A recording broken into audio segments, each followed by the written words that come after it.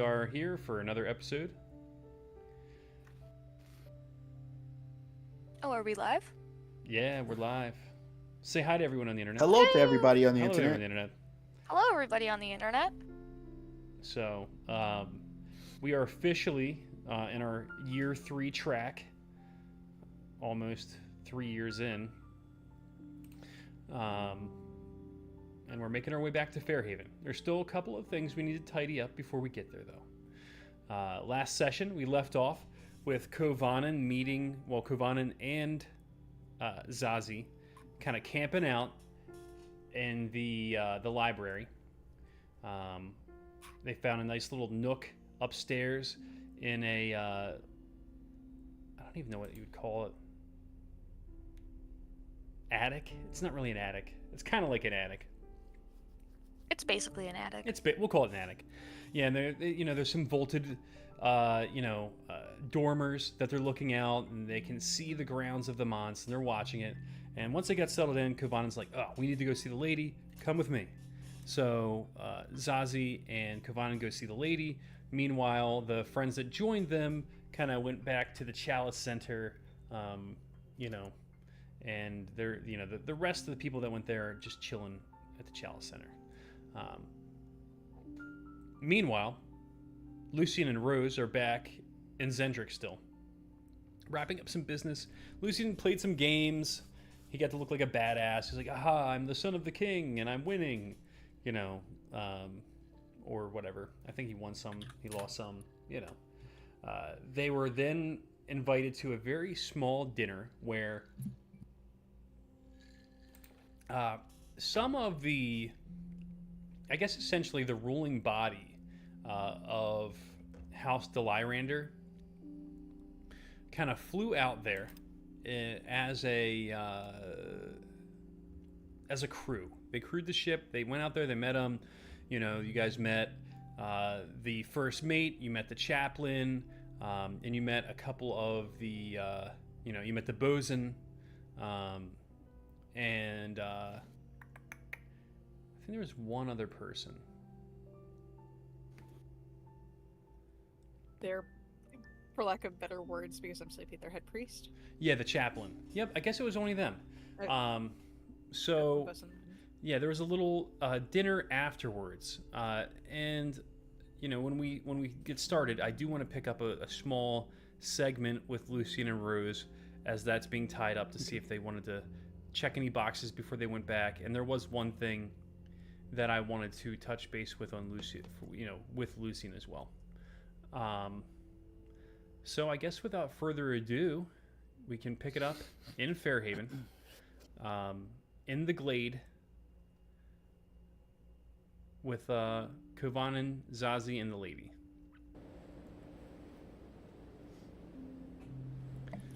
And there they are. So you guys left off. What exactly were you talking about? I think, from what I remember, it was the plan to get in. We had just mentioned that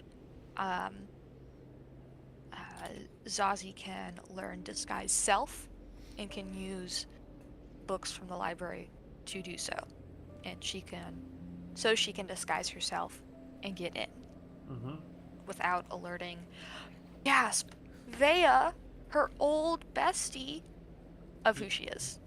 Yeah, and Kovanen obviously is going to go back in as Voss, who already has precedent for being there.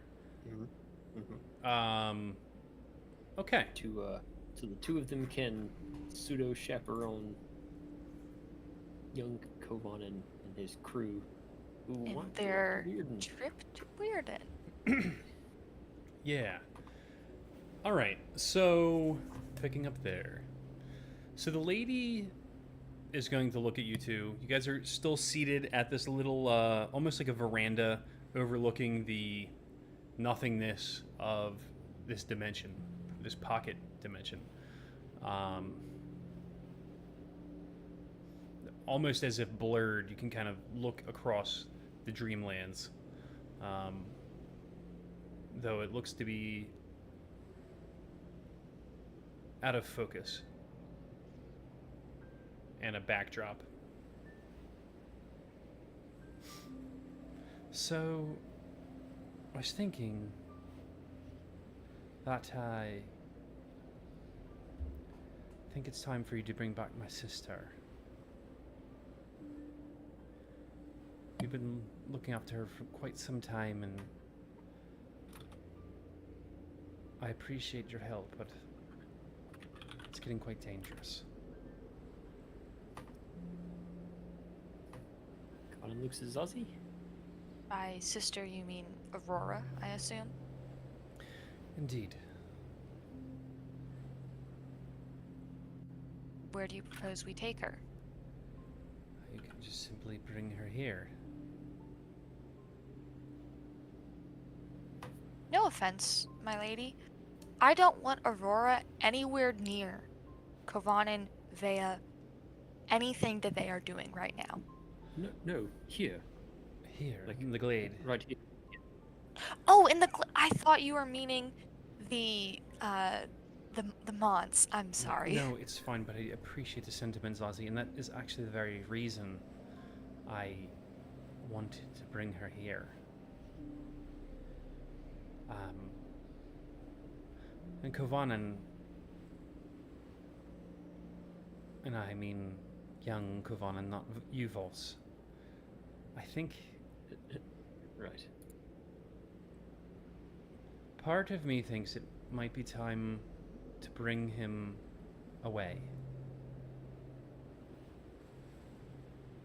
With you here, Zazie, and the things that are happening, I mentioned before, there may be a time where I have to bring him back and show him everything. Part of me thinks it might be best to do it sooner than later, but I figured I'd ask you first.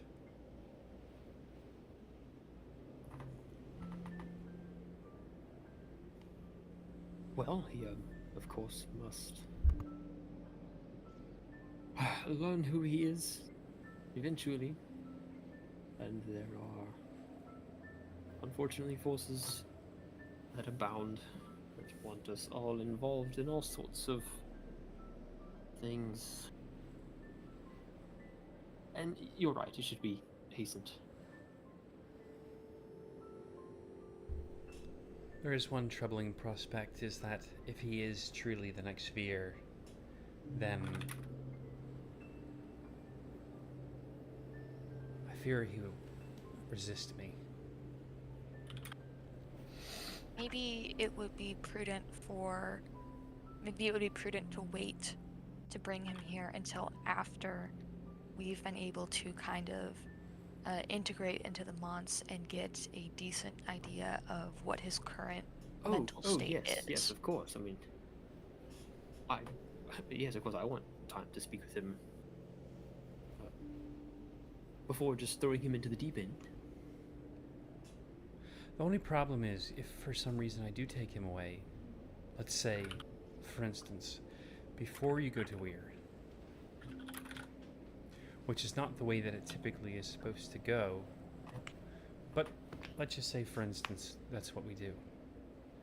Then what? He just disappears? What are his friends going to say?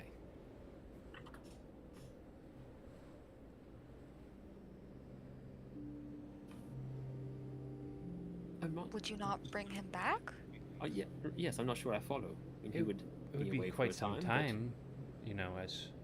Oh, for his trip, Right. his journey with you. Indeed. That one? Right. Oh, Like we did before.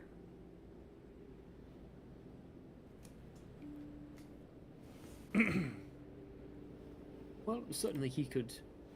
They could be apart for what is, to them, a day, and have his introduction to the Dreamlands for a relatively short time, as I did, when my friends were without me in Weirden. Right.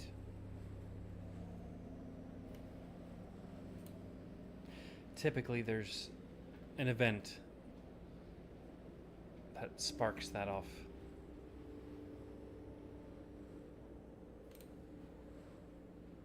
Things are a bit unorganized in the state without an antagonist.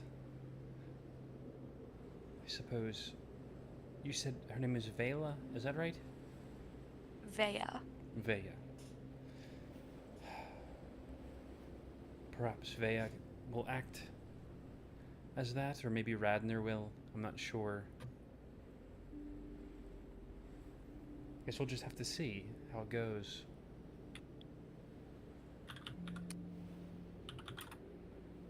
I hadn't really thought of how the whole cycle and he's resting his face on his hand. How the whole cycle and prophecy bits might be muddled with all the recent, Via business is mingling. Well, I mean, as with prophecy always, there's a bit of unpredictability to it that makes it a bit strange. Hard to control, if you will. Obviously, I mean... Right. Anyway, I think it's safe to say that the best bet from here is for you to get in there and take some time to get to know him a little bit better and hopefully point him in the direction of being good. Right. Of course. But be careful. Of course. I mean, there are forces at play here.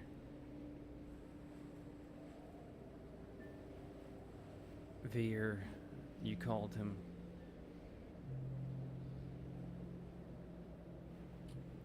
Anyway, there always is someone. And if it's not him... She kind of just looks away. It's got to be someone. I understand. I hope you do. Be as mindful as I can and tread carefully. Now, speaking of treading carefully, you, Kovanen, you have Voss, you have an alibi. Who am I supposed to be to get in there? Well, that's I don't know if simple. they take kindly to just some random person. No, that's fine. Madame Crow has been wanting an assistant for quite some time, since you left, actually. And I think it would be easy to bring in another person to fill Okay. some space in that role. I mean, as you know before, there was multiple attendants in the house, and Lady Crow has taken over that responsibility all by herself. And even the members of the house have just been, expected to take care of things themselves, and that's really not been being done the way it's supposed to be, especially with these crowds hanging out here, playing music all to the wee hours of the morning and leaving messes. And I think it would be a very reasonable expectation for us to bring in another person at this point in time. It's not really... Okay. You're fine there, just as long as your disguise is Okay. convincing. I was just And consistent. convincing and consistent. Right. Got it. What sort of magics are there out there for you to go learn that will persist? Right. Mostly illusion magic. Well, yes. I Sure. don't know exactly what kind of spells there are because I haven't gone and actually done the research yet. let me know when you're ready. I think I could tie it into the manse, if you like. You know, of course, there's the glamour on the entire manse. If you were to come up with something, I may be able to help it be tied in. Now, there's something to think about here, is it would work throughout of all of Fairhaven, but if you were to leave the city limits, or at least the, you know, the commonly, what's the right word? Perceived bounds of Fairhaven, it would no longer be in focus, really. So if you were perhaps to leave Kovanen to go to Weirden, you'd have to maintain it on your own, and it would be less powerful, less potent. But certainly within the manse itself, if you were to come up with something, I could sustain it for you and make it impenetrable within the manse itself. I can do that. That might be helpful. I'll let you know. Do you have any way to contact Kovanen? I mean, I Mine, could this one right simply here. just leave here and I'll be in my room and I can see him. We don't speak Oh, much. this one. Oh, Mine. Unfortunately, he would have to come here, and in general, he can just come into my room, and I'm here. It's well, odd because when he comes in here, I leave my room in the manse, and then I'm here. Anyway, he can contact me. Okay. I know the spell's sending, so I might try to contact you as well, so we don't have to go through Of course. all of this rigmarole again. Sure. And if you would, could we refer to, and she gestures to Kovanen, you as Voss and Kovanen as Kovanen for the duration, just to keep things simple, stay in character, if we will, because I do get, well, I mean, to me, you are Voss now. Your name has been changed. You're a different person than you were, 20 years or so ago. Well, I've certainly grown, but I don't like the idea that I'm different. Your name has changed. I'll call Kovanen by whatever he wants to be called in private, and in the manse, in front of everybody else, I will call him Voss. Don't worry. Fine. Deal. Just don't trip it up. It could be bad. Don't worry, we know what you mean.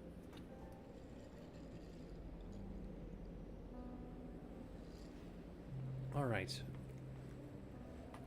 Now, back to what we were talking about before, Zazie. Aurora. Whether or not I take Kovanen back, I am going to have to take her and take some time with her. Winter is about to die.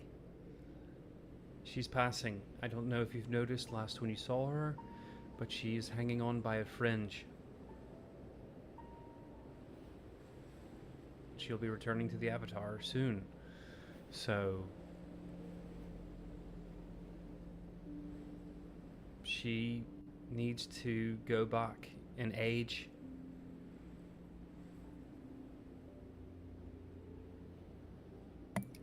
As part of the normal cycles, yes? Indeed. And I will go back with her, and I will move forward, as will the other two, and the fifth will stay as she is.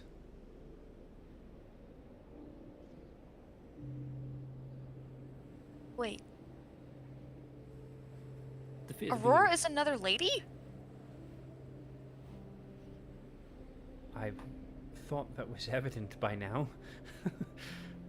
I thought that she was some other kind of, draconic deity thing that we've been dealing with that's related to both you and the King in Shadow. but still intrinsically different. She is a child of a sovereign. Just like I am. Just like the other four.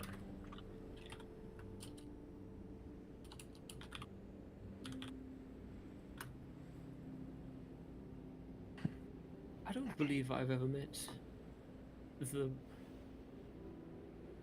I believe there's still one of you I've not met. Bring. And you won't, if all things go well, but perhaps your son will.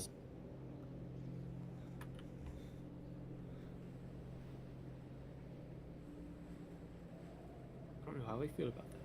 All right.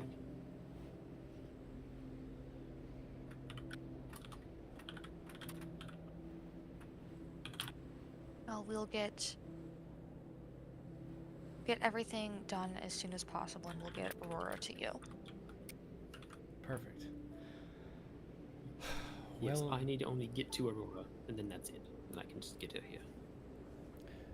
well, if you pardon me, I'll step out and make my way back into the kitchens and let Lady Crow know that you'll be here. When should we expect you? Don't tell her that it's actually me. I won't. I won't tell anyone. You, of course, can stay in the rooms above the stables.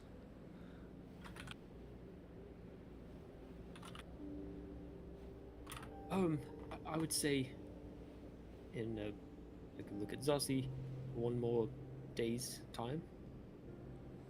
Tomorrow... One more day should be good. Tomorrow, one more day, or a full revolution of the sun? The day after tomorrow. Day after tomorrow. Wait, no, the next DM. What time is it now? What time in? I don't know. It's the morning, noonish. I have no idea. It's sometime between 11 a.m. and 6 p.m. Okay. Oh well, Kavanan says.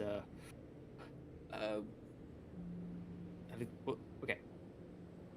Either looks at Zazi questioningly. 24 hours like you were implying, or the next morning. I'd prefer exactly 24 hours. 24 hours from now, ever on time. Yes, I don't know how long it's going to take to learn this spell. Oh, right. You need time to do your thing. Well, I mean, of course, you know, Voss. See? So I have to do it. Voss, you could come here and set things up in advance. I mean, if you showed up at the same time, it might be a bit suspicious. You could lay the groundwork. And then Saucy... Alright, I will arrive tomorrow morning. Zazi, the next evening? Giving you... Before you come, something. I want you two to meet with me, and I want to meet Zazie by her new identity, and I want her backstory and all of that sort of thing. Just so we're all on the same page.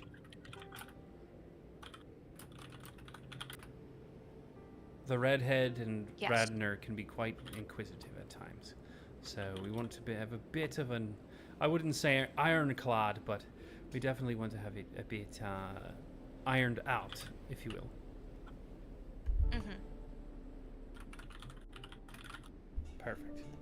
All right, well, be on your way. I have to get in there and prepare. If nothing else, make sure your rooms are ready. I can't be seen doing it myself, but... Well...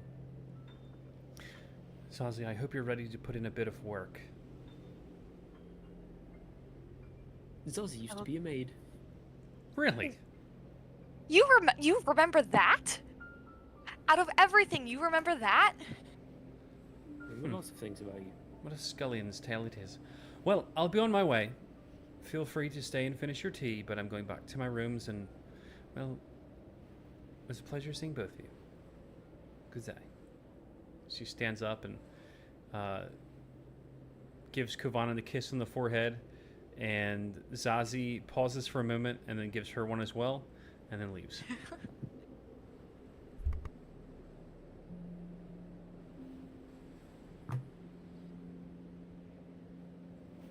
Who are you going to be? I have no idea.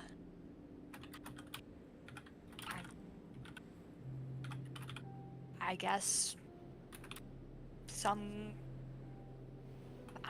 farm girl that is looking for a better life in the city and got the job. I guess that's simple enough. That's simple enough to remember. Zazie the farm girl. Wow. No. Well, I'm No, not going to she use is that a farm name. girl. Well, what would you suggest then? We'll workshop it, but let's get. We'll workshop it. Yeah. And the scene fades out. And we go to Zendrik, I assume.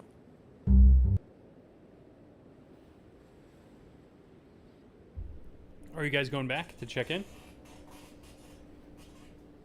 Oh, I thought we were going to switch over to Oh, you mean on screen. Yes, and on screen, Hessen. we will switch back to Zendrik. Okay. Okay, let's see here.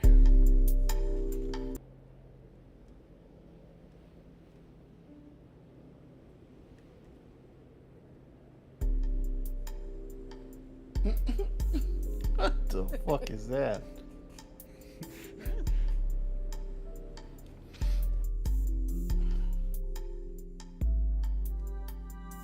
No? What do you mean? What the fuck is what? The music? Yeah. So you guys are in the grand foyer. Just put on something like a little. I might have turned it up too loud. My bad. Just some background It's music. elevator music, classy and fine. Yeah. Some classy elevator music. I'm gonna pick a room here to put you guys in.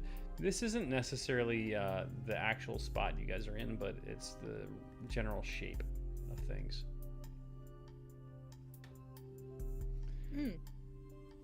You may recognize this place from other places. I was about to say, it looks vaguely familiar. Yeah. Well, Rose and Lucian have never been there, so they can't recognize it. That's true. And also, it's not the same place. It's just, this is the general format of the room outside the war room. So you guys step out, and, you know, the crowd has opened up a little bit. It's not just the people that you met before. There's a bit more of an entourage with the Delirander household and the Delirander house, and you know, they're mingling, they're drinking, they're eating, so you know.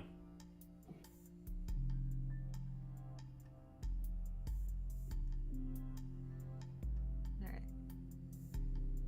Does Rose recognize anybody? Aside from the people that she just spent dinner with. Seems like it's the same peeps. Plus roll history. Alright.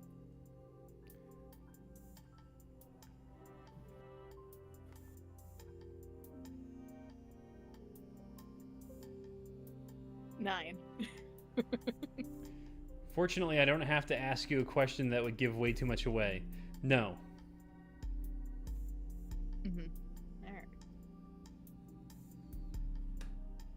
So yeah, if she doesn't recognize anybody outside of in this newer crowd, she's just gonna kind of shuffle off to the side and watch. Yeah, so there's basically two bars, one serving food, one serving drinks. Yeah. is much more nicely appointed than this as well. You know, there's a double wraparound staircase that comes down, but everything is made out of the same like polished marble and like dark polished, you know, wood. Like everything is tip top notch. The stuff she's grown to expect coming out of the Cathalis household. Yeah.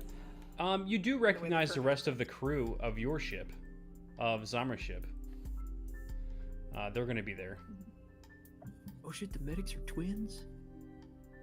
No, there's just one. That's so hot.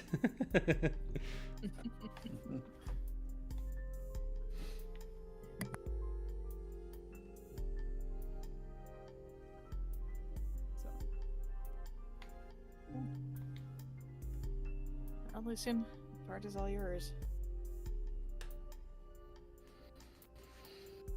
Gives the life out and walks down. Lucian will watch her go and come over here and just lean on the banister. All right, Lucian. Your wife comes and stands behind you. Her mother is watching the baby hanging out with your father-in-law. Can I get a insight roll with advantage? Sure.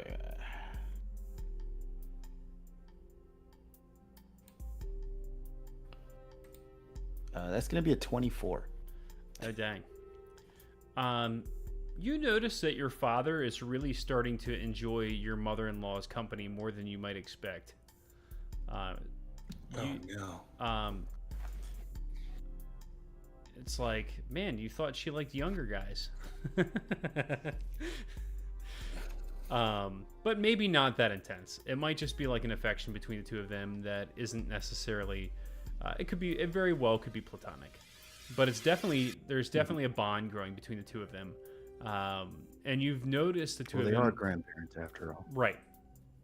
And each other of them's spouse has passed. So yeah.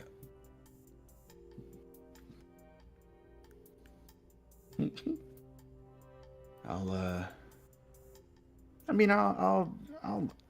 eyeball it, but I'm not, I don't think I'm gonna give it too much thought. Right.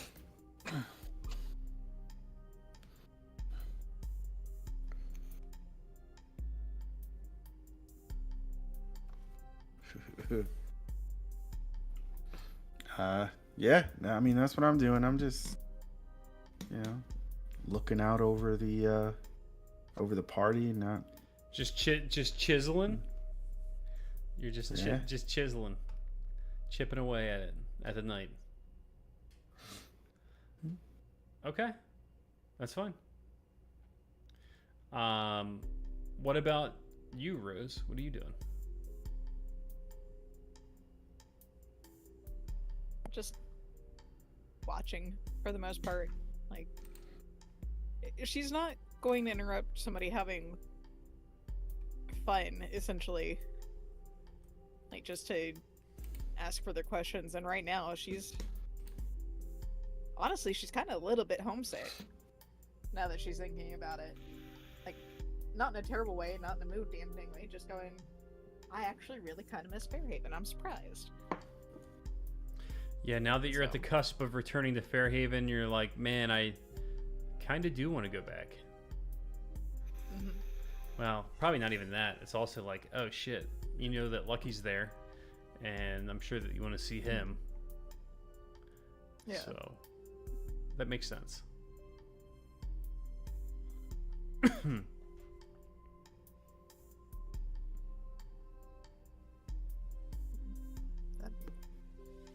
Unless approached, Rose's tendency is to be a little bit quieter in social situations. Where are you? I'm down here. Oh, okay. Yeah, you're kind of next to the crew. All right. What about Eli and Marin?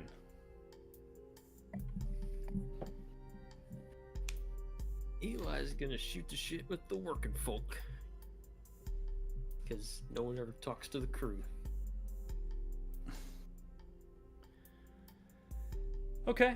So you're talking to the boarding master. That's who you're next to right now. Yeah, let me see you.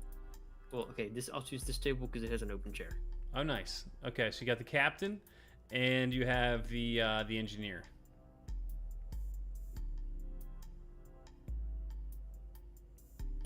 Crazy running that ship, huh?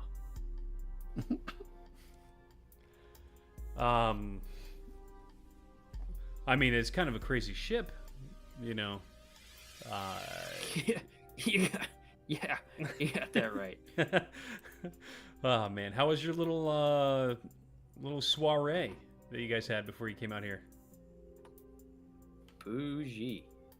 Yeah.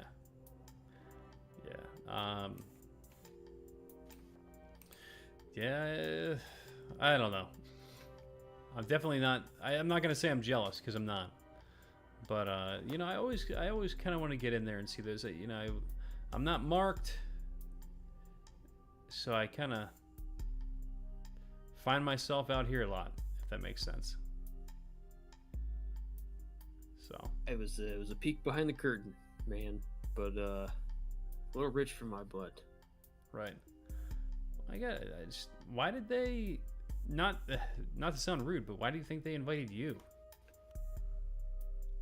I mean, I know that sounds rude. I mean, I guess it was rude, but I was asking myself the same thing. I think it's because Kavanan and Zazie are gone and they couldn't be invited. yeah, those slots are open, I guess. Makes sense. Anyway, look at he like leans over, kind of gives that little side eye, looking up at Zamra and Lucian. What are they talking about up there? Can you hear him? Narrow my eyes. What does it look like they're doing? Looks like Lucian's just posting up in the corner, looking around.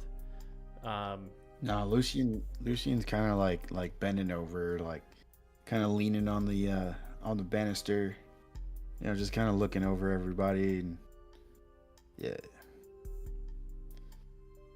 Kind of like, just like I said, he's like leaning against the banister and looking around. So, Well, he's just the two masters surveying their domain, I guess. right? Yeah. He looks over at the engineer. He's just sitting there, arms folded. Was it a pain in the ass when that stuff exploded on the ship? He says to the engineer. Just shrugs. Kind of. I think that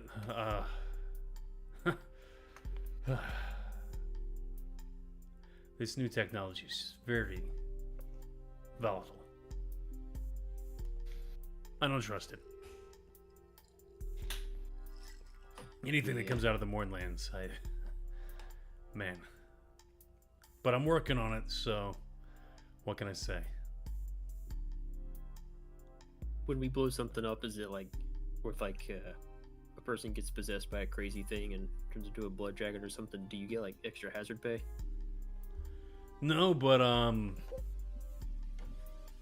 it's definitely some added job security. I mean, who else is gonna do that shit? I'm not.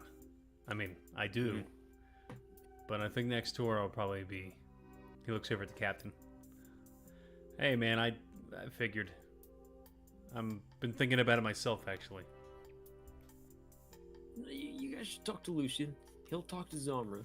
You should talk to Lucian first because he's cool that way, and let him know. Yeah. It's No, complete bullshit. Let him know it's bullshit. I love them because both. I mean, they're great, but we- this is just a little bit more than what we had anticipated. Yeah, tell Lucian it's bullshit because you fight monsters that we invite onto your ship, and then you Demand a pay raise. Demand it. Wow. They look at each other. And Captain stands up and starts walking over. He like kicks back his shot and then starts walking towards the staircase. Get him, man. All right, Lucian. So while this is all going on, actually, Marin, are you doing anything? Or are you just kind of... Well, just kind of a little bit lonely because Sprocket's gone and she doesn't have anyone to really nerd out with. So she's just sitting there making illusory planets, illusory aliens, just thinking about the guy who's probably her best friend and the horrible argument they had the last time they saw each other about whether or not Sprocket? aliens are real. Yes.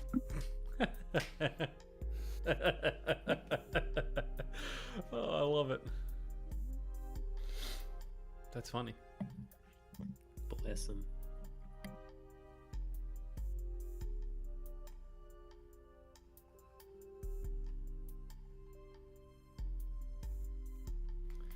Okay. So Zamra is standing next to you, Lucian. She steps forward, and as you're kind of checking out the crowd, Lucian, do you have a moment? I just want to speak to you about something that's been bothering me. Oh, sure. What's going on? So, I feel like ever since my mother, I'm slipping into the weird hard R, hard R Irish accent. The lady again. The lady, yeah. I feel like ever since my mother has been here, that well, her and your father have been inseparable. So I just figured I wanted to say something about it because it's just been bothering me. Have you noticed it, or is it all in my head? I mean, I definitely saw something before when I was looking in their direction. Yes, they do seem rather close, but I'm not going to think too much into it, you know.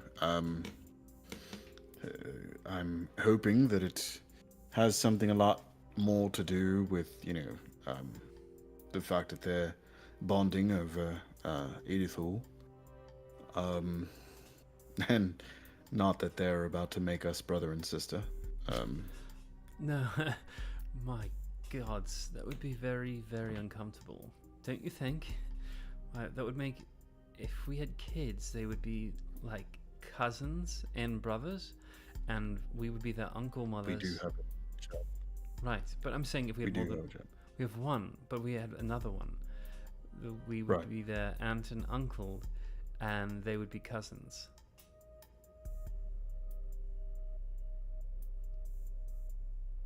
Lucien shudders a little bit. Just like a chill goes down his spine. Boy. I think...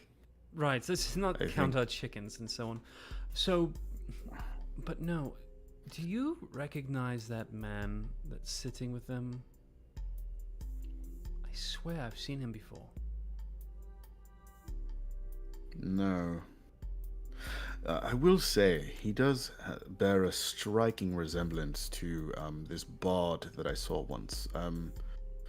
There was a play that my parents took me to, where there was a woman trapped in a tower, and she let down her long hair, and then, you know, this buffoon of a knight comes and helps her down.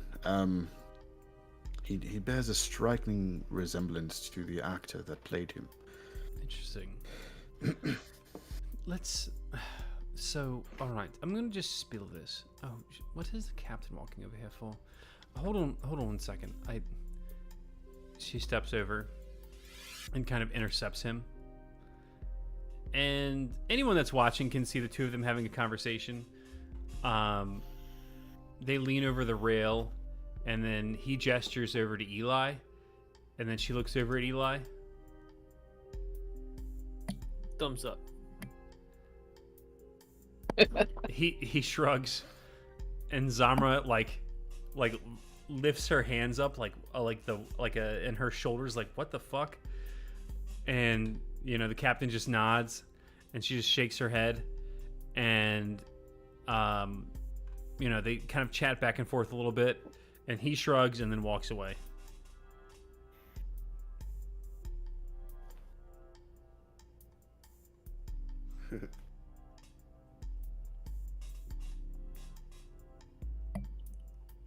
Eli shakes his head disappointedly. Hold on, Turns back to his table. give me 1 second. She walks over this table, and she grabs one of the dragon chess pieces, and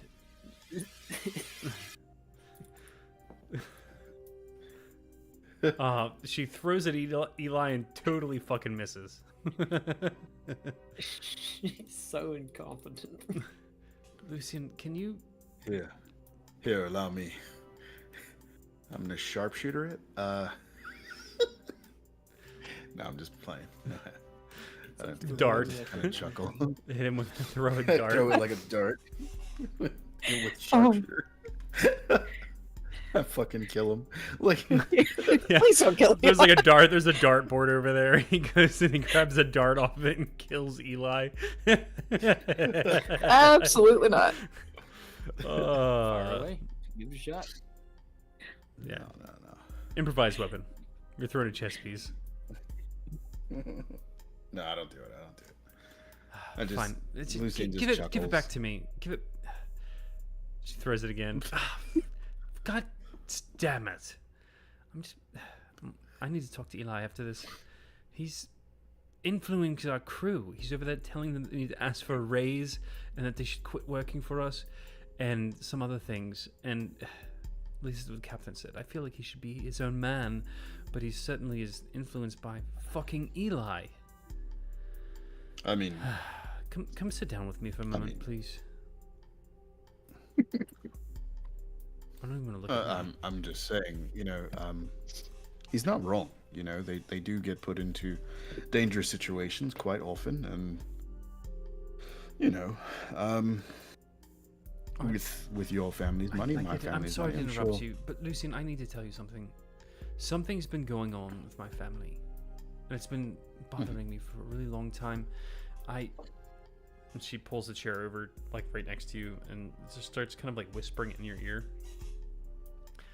I think there is something very wrong happening. How so? Do you see the old man that was with my mother?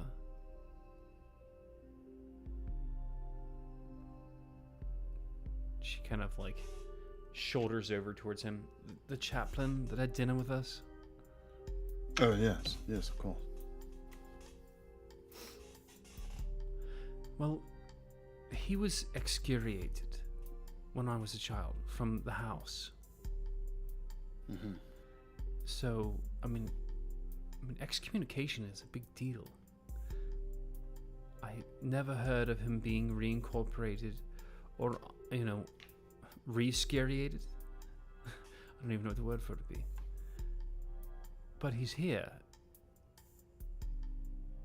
And, I can only assume that my mother brought him back, which is her right. But to do so, she's not a king. She can't just act autonomously and bring people back into the house. He was a criminal.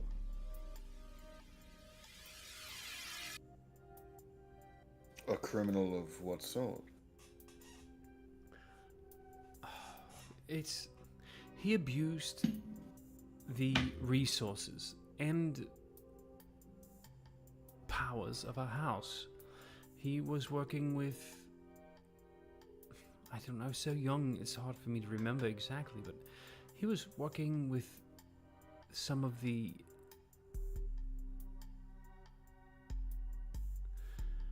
I don't know. The I don't even want to say it. But with groups with groups that we generally don't even acknowledge in the house. And it came to light that he was working with them, and so we had to let him go. And then here he is. So, it seems as though there are some things that we should talk to our parents about. I feel like that's probably more important than the other thing, but it should still be mentioned. You know, the other thing. Of course. I mean, absolutely. But yes, I do think that that should be a top priority. Asking your mother what he's doing here. It does kind of seem like he has some ulterior motives for being here. He did want to talk to my grandmother, which I found rather odd, and he was blubbering over his own words when I was questioning him about. What do you mean blubbering? It just seemed to be, stuttering, as if trying to hide his true motives.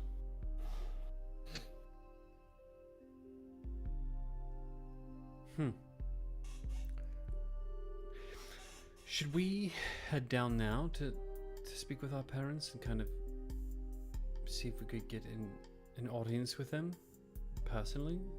Because I mean, I don't know about you, but after this, I'm ready to head back with the rest of our group. To Fairhaven. To Fairhaven. Fly back. Tomorrow. Yes, first thing. it would be. Yes, of course. Hopefully I yes, still have no, a fucking we captain. Sorry. Yes, it would be nice to go back. It has been quite some time. I'm sure Kovanen misses me tremendously, and of course I would like to take a nice joyride on my Magicycle again. Well, listen. You go speak with them. I'm gonna go speak with the captain. When you are done your business, let me know. Just come back, and maybe you can put in a good word with the captain. Use your man thing and give him like an elbow handshake or whatever it is you guys do, and buy him a drink and convince him to stay after I have kind of done my part. Well, all right. Listen to me. As far as the captain goes, as I was saying before, him traveling with a bunch of adventurers, him traveling with, I get let's it. be honest, I get it. myself and Kovanen, Lucian, I get it. that puts him. I know. No, I get it. You made your Right. point. It's a very good one, and I will let him know. But if you could ice the cake after I, butter him up a bit, that would be fantastic. And then I can go speak with our parents. Parents. Icing That and sounds so butter. fucking weird. I'm gonna go. No, but I also. All right. She just takes her wine glass, tosses it back, and then walks over there. She just cringes after she says "our parents."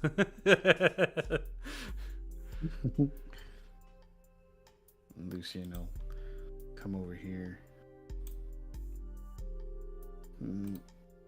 Say, you two, skedaddle.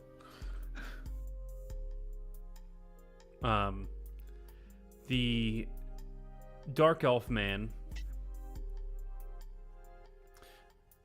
All right. He rolls up the map on the table. Yes, sir, Master Lucian. Have a great evening. And him and the other guy kind You of as well. walk off.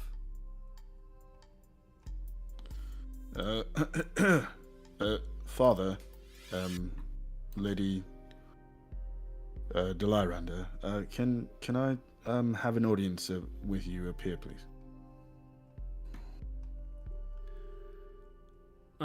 Yes, Lucian. The guy they're speaking with, he looks up at you and he waves at you. Let me get you to roll an int check. All right. 7. Yeah, you don't remember him. He waves, he walks off, and then rejoins these guys over at this table over here. Or not rejoins, but joins these guys. And the two of them walk up to speak with you. Yes, Lucian. Have a seat. What seems to be troubling you? He ignores his father and looks at Lord Delirander and says, what are your intentions with my father? She immediately starts laughing and just takes a big swallow of her drink. Lucian, you are so silly. You know that I'm seeing someone in Fairhaven. Your father is a very distinguished gentleman, and I enjoy his company. It is nothing more. Lucian shudders again. Your dad looks disappointed. His shoulders visibly slump a bit. Yes, of course, Lucian. We were looking out for our interests as grandparents. Please, don't be so presumptuous. It's embarrassing.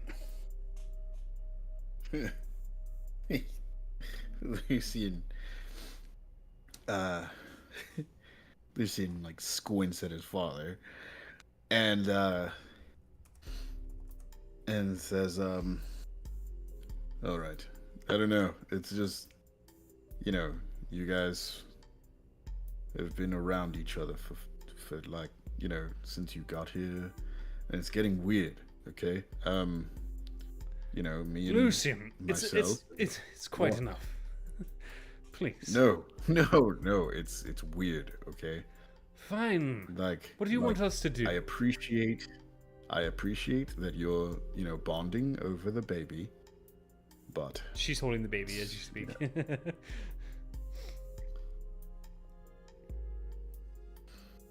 Yeah, the baby is. What time is it? I don't know. 7 p.m. All right. Yeah, the baby is like sucking his thumb and like resting his head on her shoulder. And like fighting his sleep hard. Like he's like his eyes start to close and then he like immediately opens them, but like seconds later they're closing again. So, Lucian, not to cut you off, but you did not call an audience with the two of us after our ceremonies this evening just to talk about our relationship, did you?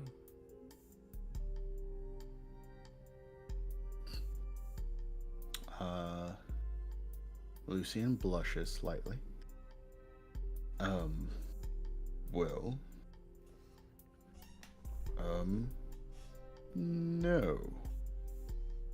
no, not at all. I called an audience, to just say hello. It's been a while since, since we all sat around like a family.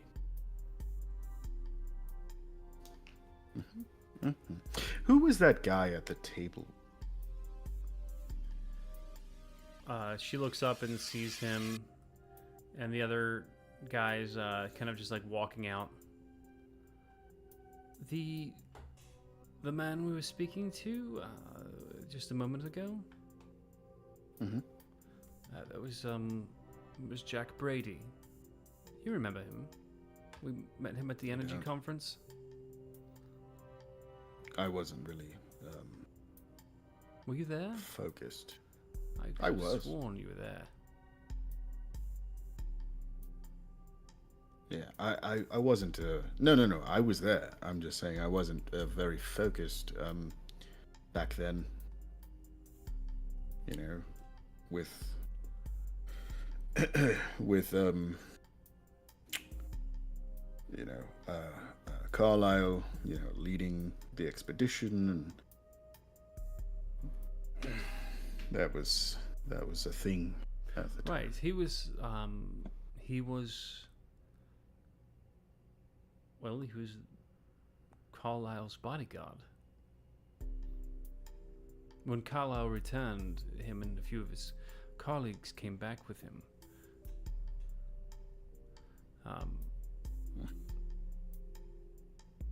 They apparently were under the assumption that there's so much to know. Anyway, they're leaving this evening, so... Hold on. This Jack Brady fellow, he was Carlisle's bodyguard? Yes, they were presumed dead. Apparently they And were... there was an attack at Cutter's Mouth. I'm not sure if you've ever Right. heard of it before, but... I did. Right, well, some things happened there, and apparently they... well, they barely escaped with their lives, and some people were falsely charged with murdering them, and it was very, very rough time. And did Jack Brady? Is that really his name? Are you sure? I'm certain... Did he return? Did he return unscathed? I know it's a very weird name, but he's from Brayland. They have those weird names in Brayland. Right. Was he unscathed when he returned? Yes, he was unscathed. There was only the so Lucian jumps off the balcony and chases after him. And signals to Marin and fucking Eli. this guy. Eli, thank you. God, that's the beginning part of my middle name, and I can never remember. Eli, Marin, and Rose. Follow me, go. I'm just Yes, saying, after all the work they put Okay. in. Oh. I step from the table, I point at the captain, give him a thumbs up again, I'm like backing away with like little point finger guns. I follow these. all right, you guys jump off the balcony. You start Rose. running after them. Rose, do you Rose join falls them? instead. Okay. Mm-hmm. Okay, you guys run out into the hallway.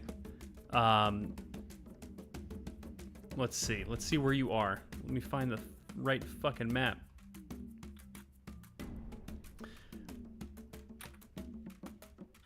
Okay. This is close enough. Where is the other fucking map at? Remember I had like a little map of the city? Anyway, so you guys step Lucian. out. Go ahead.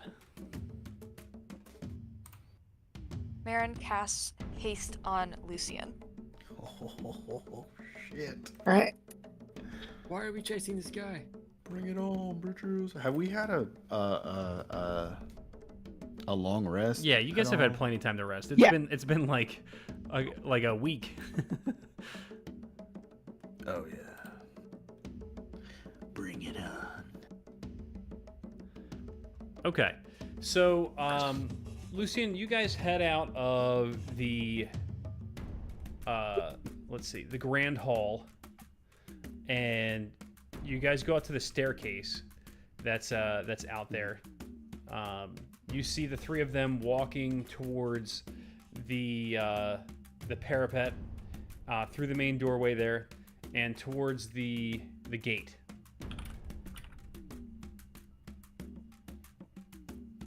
Hmm.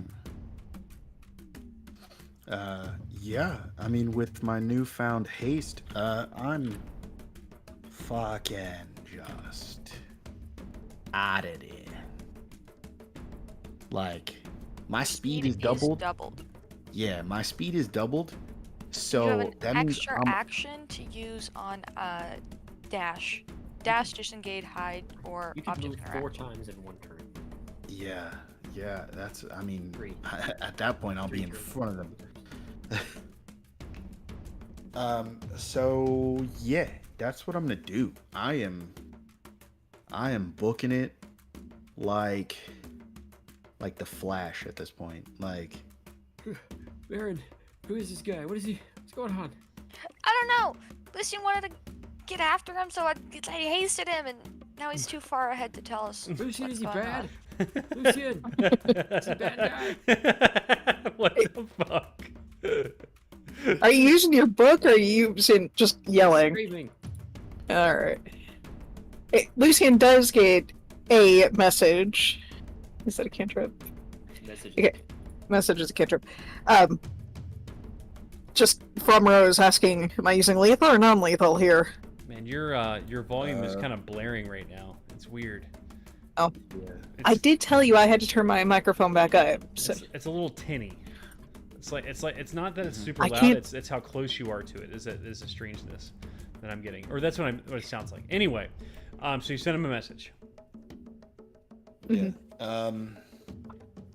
You receive. I haven't figured that out yet, but he returned unscathed after Carlisle was pronounced dead. Right. With So- with Carlisle. With Carl. Alright. Wait, what? With a live Carlisle? Remember, Carlisle was here when you guys got back. Carlisle showed up, and then it was actually Veer. But he was with. Oh man. Oh, thank you for reminding me that little tidbit of information. Yeah. Okay. Yep. So yeah, I'm.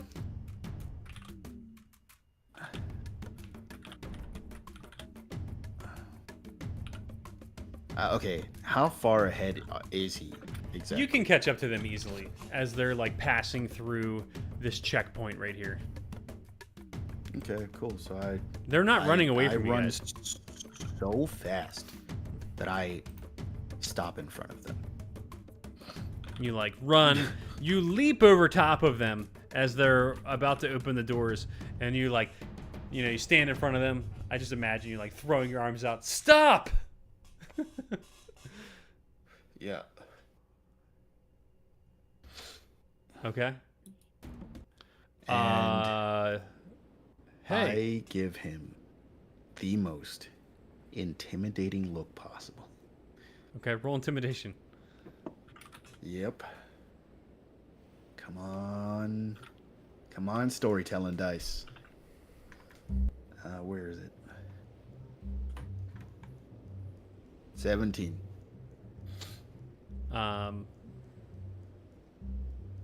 He just kind of like gives you that raised eyebrow look, and then looks at the other two.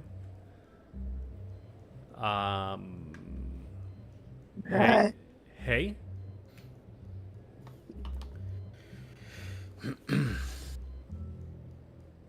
How long is it before Rose and the others can catch up?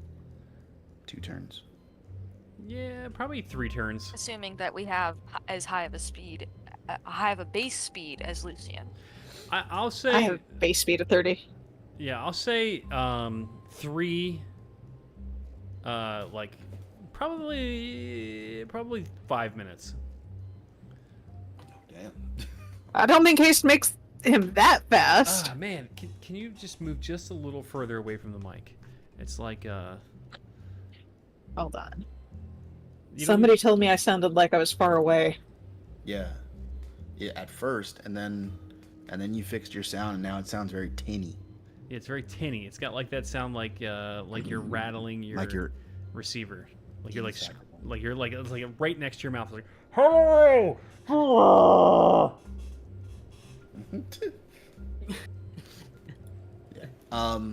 Okay, Is so better? yes, actually. Here, talk. All right. Try to be loud. I'm talking. I'm Nah. being loud. Okay, I'm it not gonna still yell, sounds but I'm it being still loud. sounds tinny, but now you sound far away. All right, this is But fine. I can understand you, and that's okay. Yeah, it's good. Okay. You're good. All right. Jack Brady, if that's your name. It is my name. Hi, Lucian. I don't believe We've met. He reaches out to shake your hand. I look at it and then look back at him. What, Lucian? This is Dr. Houston, and this is Sir Penyu. You've met both of them before the expedition. We were with Carlisle. Answer me this. That is the problem. Okay. You were my cousin's bodyguard I on was the indeed. expedition. I was indeed. However, he was pronounced dead on said expedition. That was And not you- my but you doing. returned. But you returned not only unscathed, but with a very much alive and breathing Carlisle, That's correct. which turned out to be a wanted man. Okay. I want to know what you know about these situations. We went to Zershak.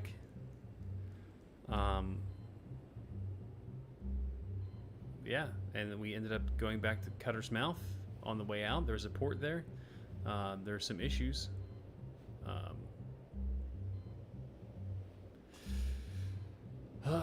Not much to say. We got ambushed as there's this massive crater there. We were doing a bit of prospecting, and we were ambushed by like a large group of. He looks at Rose. Orcs.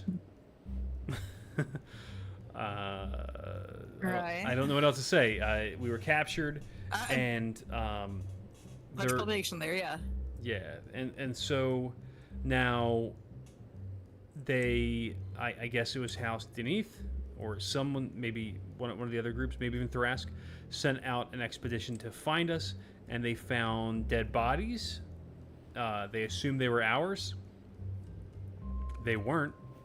They were the orcs that ambushed us. And then they pronounced us dead. And I believe the gentleman that actually came to find us was arrested for our murders. I didn't find that out until after he had been released. Him and, well, anyway, so Him and who else? I don't know those details exactly, but so Hey, and you we were stop right there. Lucien wants to talk. anyway we were separated, Oh, you got it. Okay. and then eventually we were reunited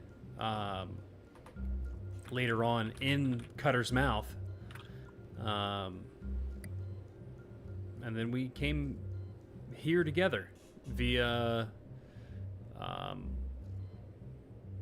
like a galleon by boat. Took us a while to get here. After some overland travel in Zendrik, we stopped at a couple places. We stopped at Stormreach, and then by caravan we made it here. We got here, I don't know, a couple weeks ago. You guys were already here.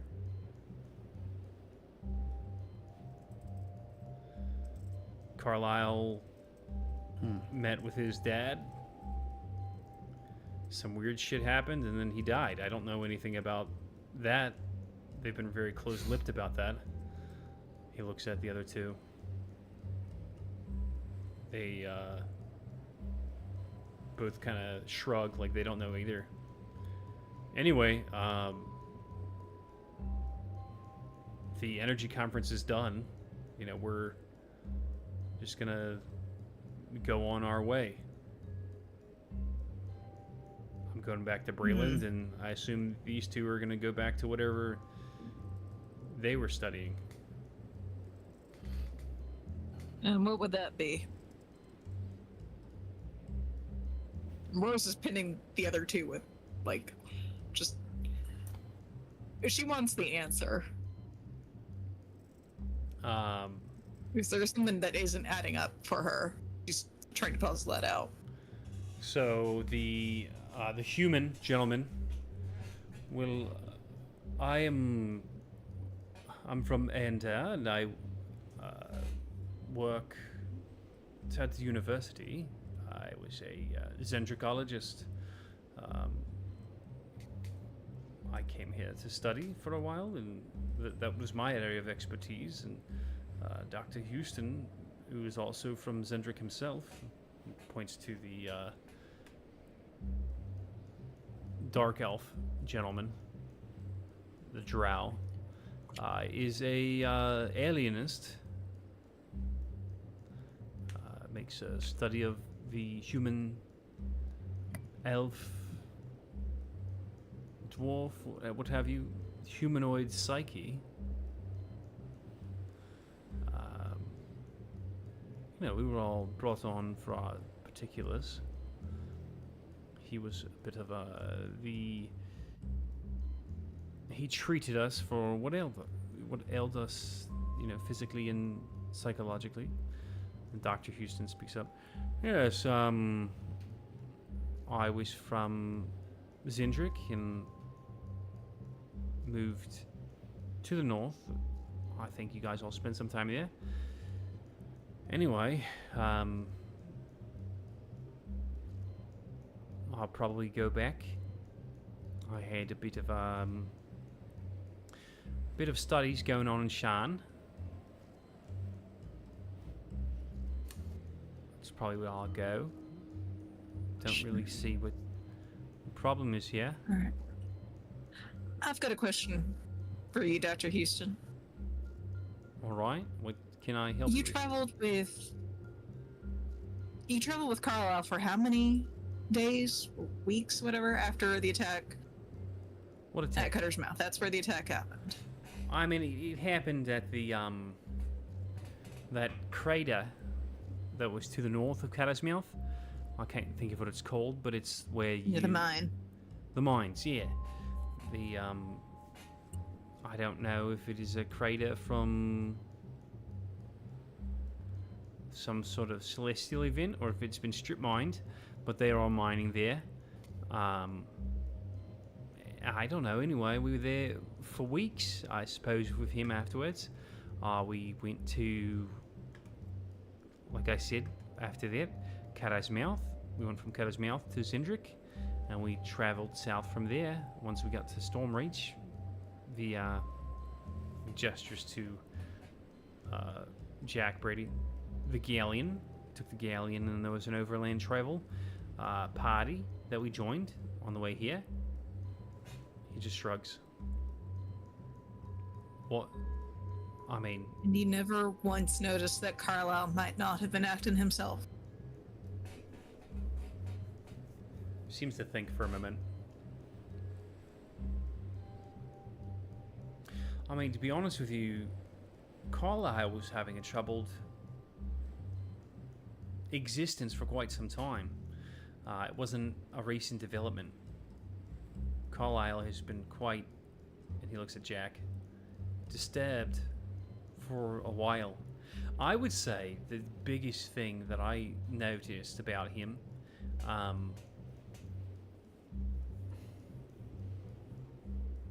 so one of our expedition members did end up staying in Zereshak. Well, I mean, she might even end up staying in Cutter's Mouth, but she stayed in the Shadow Marches, And then after she left was when things kind of got weird. Hypatia, she left. Hypatia, is that her name? Yeah, she was there. I'm here.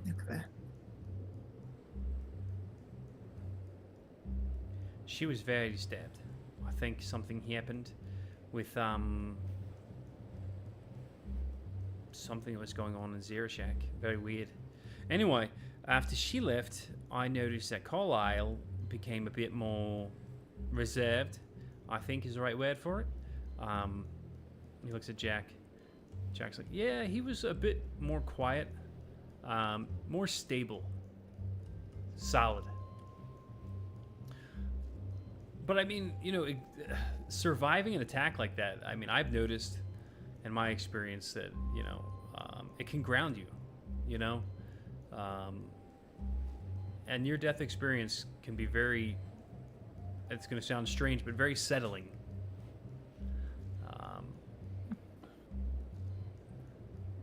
The doctor kind of looks back at him. Yeah, so, I mean, yeah, he acted weird, but, I mean, mostly he just acted more like himself again. If that makes any sense. Kind of like more like old Carlisle. He was less, I mean, I'm going to be honest with you. Towards the end there, I was treating him, and he was at the edge of insanity before the attack. So, I think we're quite lucky that it happened. It snapped him out of whatever it was that was going on there.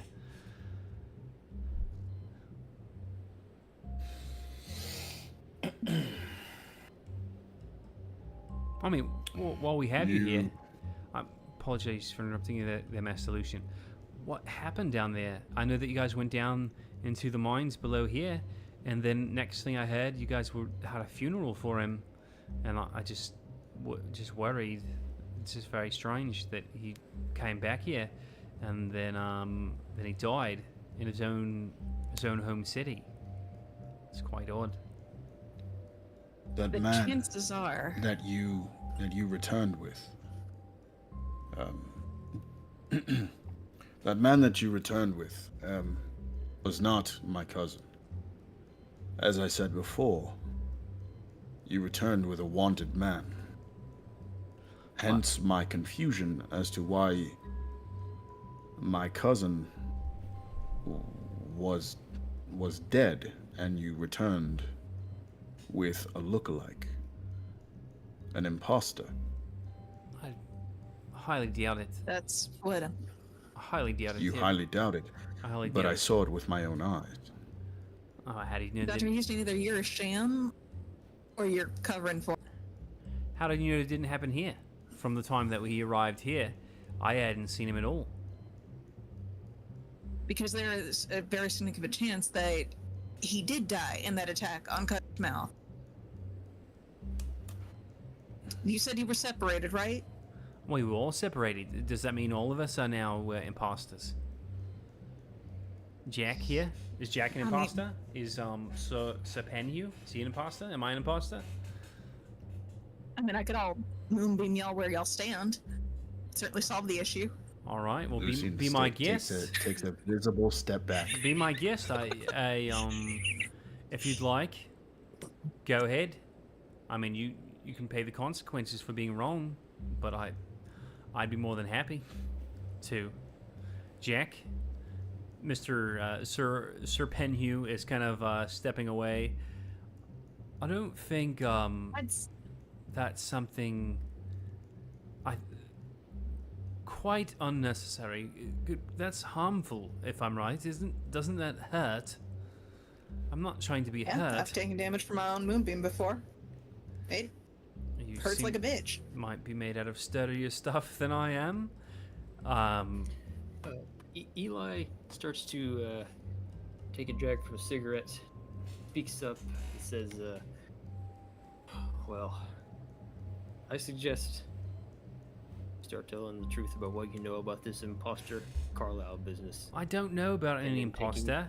And in taking the drag of the cigarette, he subtle casts suggestion. Subtle cast, of course, meaning that it meta magic that removes components, so they can't see him doing a spell. Okay. Does it have a Wisdom save. gotcha? And it was the one who was being all deflective about it. The one that said he was afraid of getting hurt? No, Or- the one who was like, well, maybe you're an imposter and everyone's an imposter. Oh, okay, okay. All right, 18. 18. I would say he's probably high int, so it's probably basic wisdom. Yeah. All right. So what happens then? He fails the save. Da-da-da-da-da. He's immune to charm. He's immune to effect. On a failed save, pursues the course of action I described to the best of its ability. It can continue for the entire 8 hours, but if the condition is complete, the spell ends. Ooh, are For drow example- immune to charm? Yeah. No, wait. Hold on. No, you Advantage? aren't just immune to charm. Yeah, advantage against being charmed. Okay. Well, the only specification is Nope. if they're immune to charm, it doesn't work. Well, he's not immune.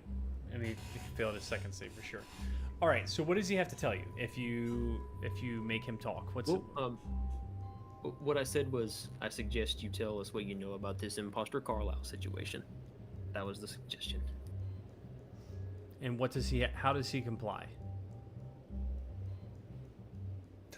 Tells what he knows. By pursuing the course of action I described to the best of its ability. Okay.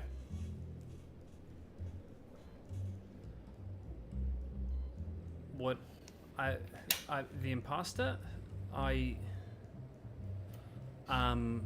think well, it was I mean, now that you mention it, there was some strange things that did happen if I think about it. So when we were separated and he came back, he was instantly. He did seem relieved, for sure. I mean, the treatments that I had been giving him weren't working the way that that we hoped. And then he was better. It was odd, but I mean, I feel like under other circumstances, if he had changed like that immediately after just a night out at the bar, or maybe even just us walking around, it would have been a lot more noticeable. But I did not know that he was a different person.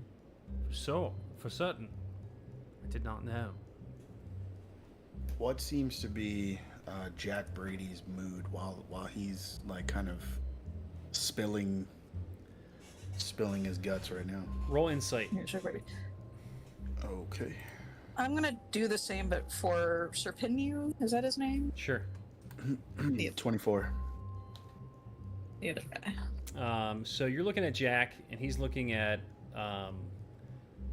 Dr. Houston is the one that's talking, the Australian accent. He is the drow. So just to be clear, Okay. this is Dr. Houston. This is Jack Brady, and this is Sir Penhew. Right. He's the Egyptologist from Aendair.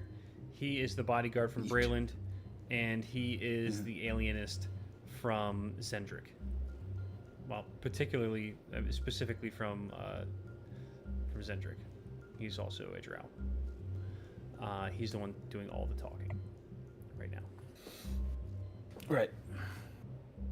Nice. Lucian got a 24, but Rose, well... I got a nat 1 on that insight Mhm. on Serpinu. So Jack Brady's like mood as he's spilling his guts. Well, Jack's not spilling his guts, but Houston is. No, And dude, he's- that's what I'm saying. He's looking at Houston kind of like a what the fuck. Like a what the fuck, like why you snitching type of what the fuck, or what the fuck, like He you looks- noticed it and didn't say. He looks surprised, Yeah, like you didn't say anything, kind of thing. You know, he's just like kind of giving me a side eye, and he doesn't look happy about it. Rose, Hi. With a nat 1, I don't think I have any read on Spinu. yeah, there's like a fly. He's like a cucumber. Yeah, he's like a cucumber. Yeah. What do you know, Fly? There's a fly flying around. What is that? Anyway, I can say for certain, within the best of my ability, that I did not know that he was an imposter. But I can say for certain that I did notice that something was different. But, I mean, I just thought maybe my treatments were working. Eli flicks the cigarette on the ground, squishes it out with his foot. He's clean.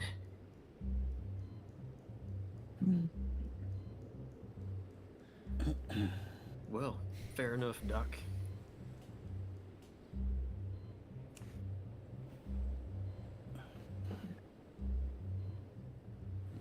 How long does it last? 8 hours or until he fulfills the condition. If he's done explaining, then hey, it's done. Okay.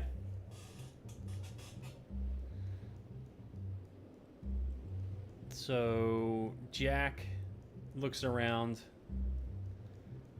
Yeah.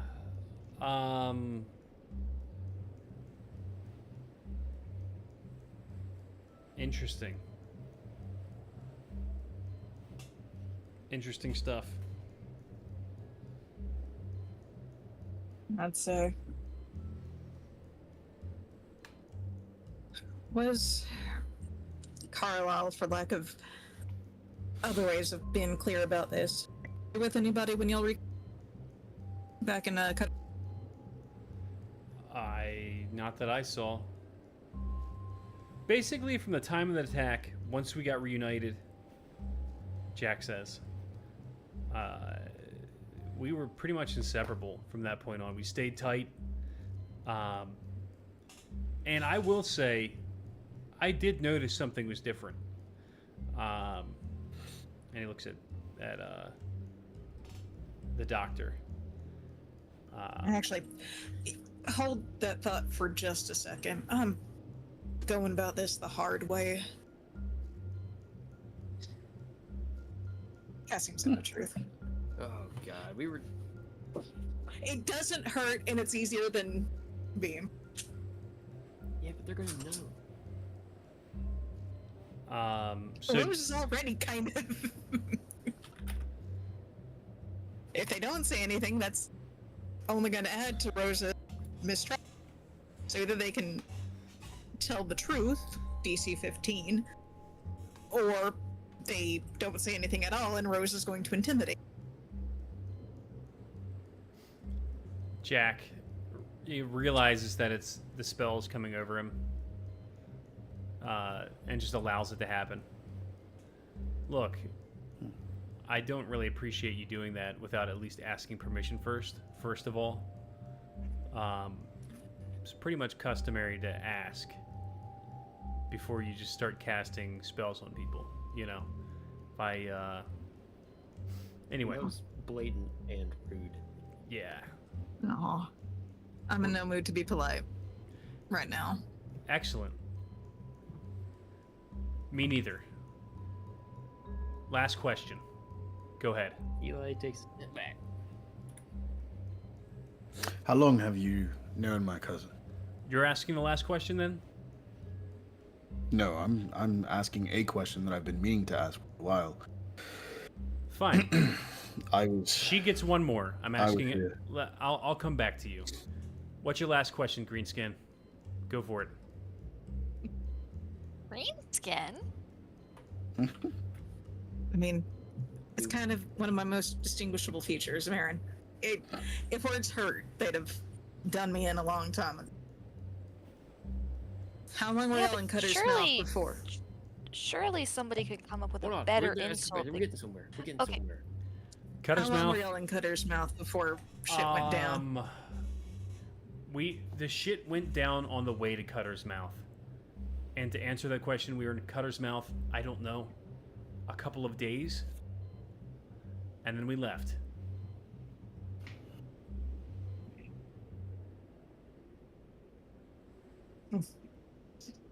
Sorry you couldn't have seen more of it. I heard it's grown a lot since I moved out. It was actually pretty nice. All right, There's Lucian. people there. Back to the task at hand, please. I do not want to hear about tourist attractions. I want to hear about my cousin. How long have you known my cousin? I was Not as a job, but as a person.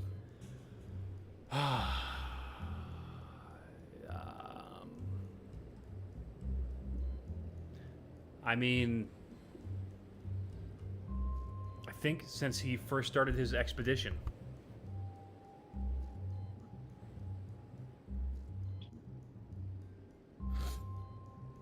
So you became my cousin's bodyguard the day that he started the energy conference. No. Expedition. We had been going on. We had been doing this for about 2 years before that. Okay, so altogether, you've known my cousin. We'll go as far as to say 3 years. Approximately, yeah. And I was very close with him. Okay. I mean,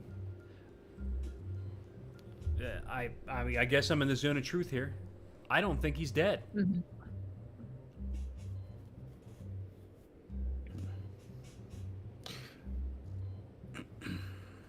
I don't know what happened. I don't know what that person was that came back, or who that person was that came back with us, but I don't think he's dead. That's crazy. I don't think for certain, and I'll even say I don't know for certain that after the attack, when he started acting different, that he was a different person. Maybe he got switched here.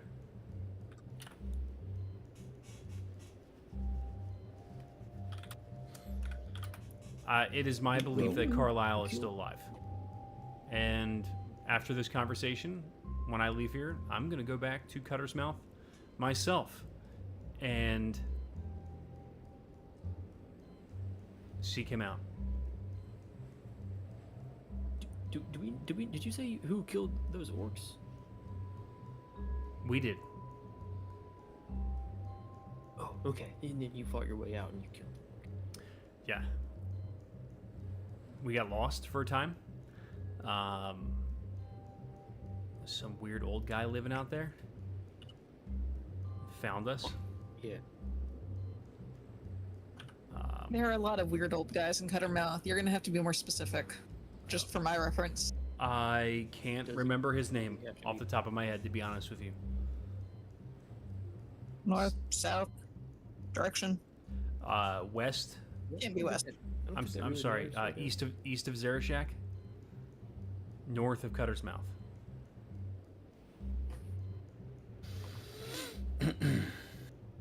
This conversation continues to change subjects.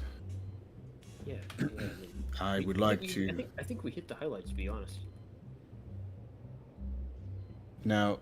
There was a point to my question. All right. If it is possible that my cousin was switched here, then that is a possibility. However, with you and the doctor saying that Carlisle was acting different from Cutter's Mouth to Zendrick, that raises the question. You having known my cousin, again, not as a job, but as a person, that would raise the question of, I think that you would have gotten an idea of who he is and what would make him act different. I've known Rose for roughly about a year.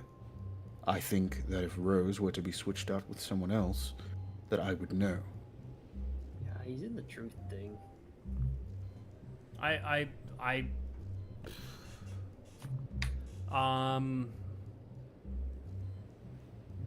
Yeah, I noticed he was acting different. But I did not think he was a different person.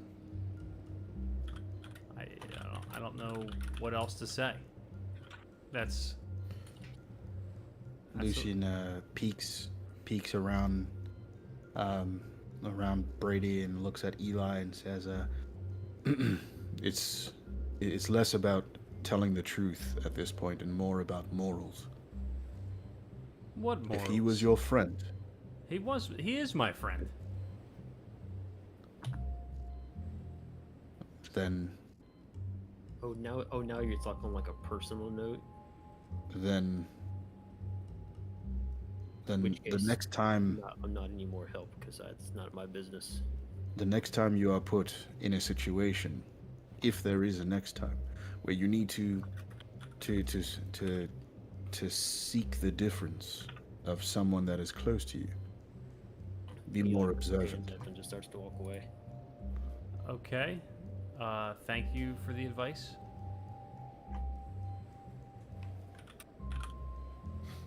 Lucian will just go ahead and shake his head and walk away.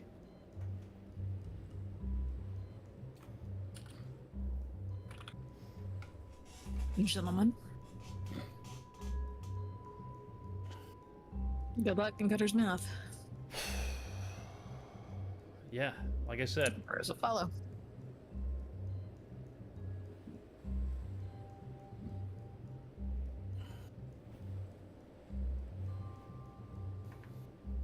And if it's something that can be dispelled, Rose will dispel. Is that concentration? I think Well, they it can is. also just walk away and then it stops. It's actually not a concentration spell. Yeah, they just kind of skedaddle out of there. They walk 15 feet. It's over for them. Yeah. I mean, I know it only lasts 10 minutes, but Rose kind of doesn't like leaving her spells behind necessarily, if that makes sense. Yeah. All right, well, let's take a bio break, guys. Bio break. All right. Bio break.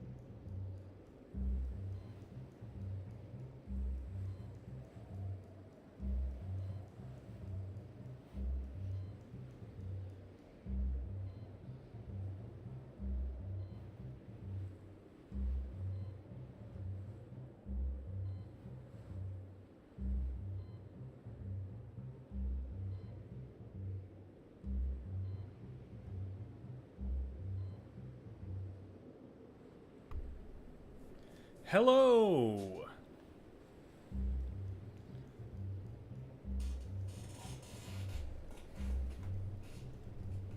What? Hello. Hi. Hi.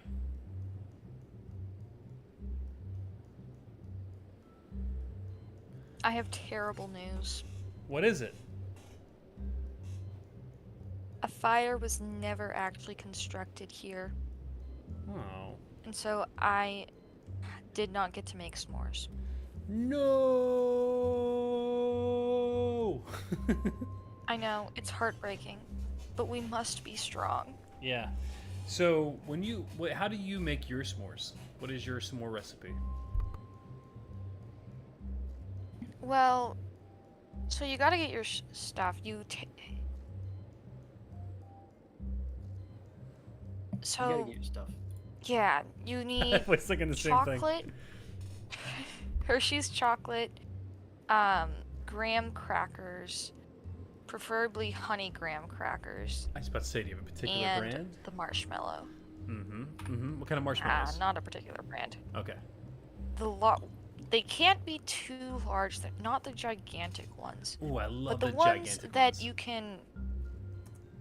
Those get too messy, in my opinion. They do. They do. The jumbos. A large one, probably the size under the jumbo. Okay. Just the standard size then, just a normal marshmallow. Yes. Yes. You put it on the fire, Mm-hmm. but you don't put it in the fire, you don't burn it. You have to be nice and careful when making your marshmallow, when marshing the mallow.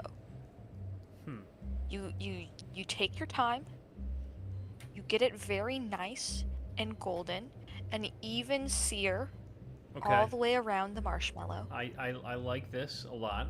Continue. And then once it's all very nice and golden and toasty, Mm-hmm. if you do like a little bit more crunch, if you do like the burnt taste, Mm-hmm. this would be the time to burn the marshmallow. Ooh, caramelize the edges just right. a little bit. Torch them. Mm-hmm. Gotcha. And Nice. then, while you're doing this, while you have your marshmallows in the fire, in your lap you have one side of the graham cracker, the other side of the graham cracker, and chocolate already in place.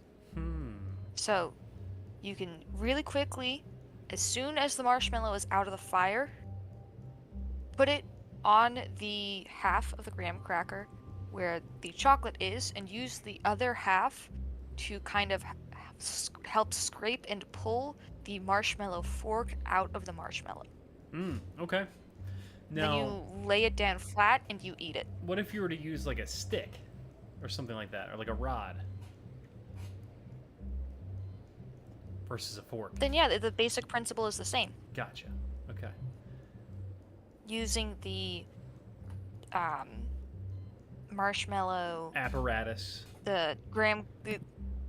using the graham cracker to help remove the marshmallow Gotcha. from the marshmallow apparatus is just common sense. to me. Gotcha. Yeah, you with the hot marshmallow on the stick, put it on the chocolate, which is on the graham cracker. And you squeeze. Put the graham cracker on top of the marshmallow and tilt one end of the graham cracker to scrape the marshmallow Mhm. off of the stick. Cool. Yeah. Okay. So, have you guys ever What tried do Yankees do? any? What do you what do? Yankees do for your s'mores. Yankees. Same thing. But have you guys ever put a different candy on there, other than the the Hershey's? Chocolate. I Nope. have Nope, you can't do that. put. Can't do Oh. that. Let us talk. Just hear it. Hear it. It's not s'mores if you don't. Okay. I've put crisp bars, like little mini ones, on it, and that was okay. I wanted to try dark chocolate, Ooh.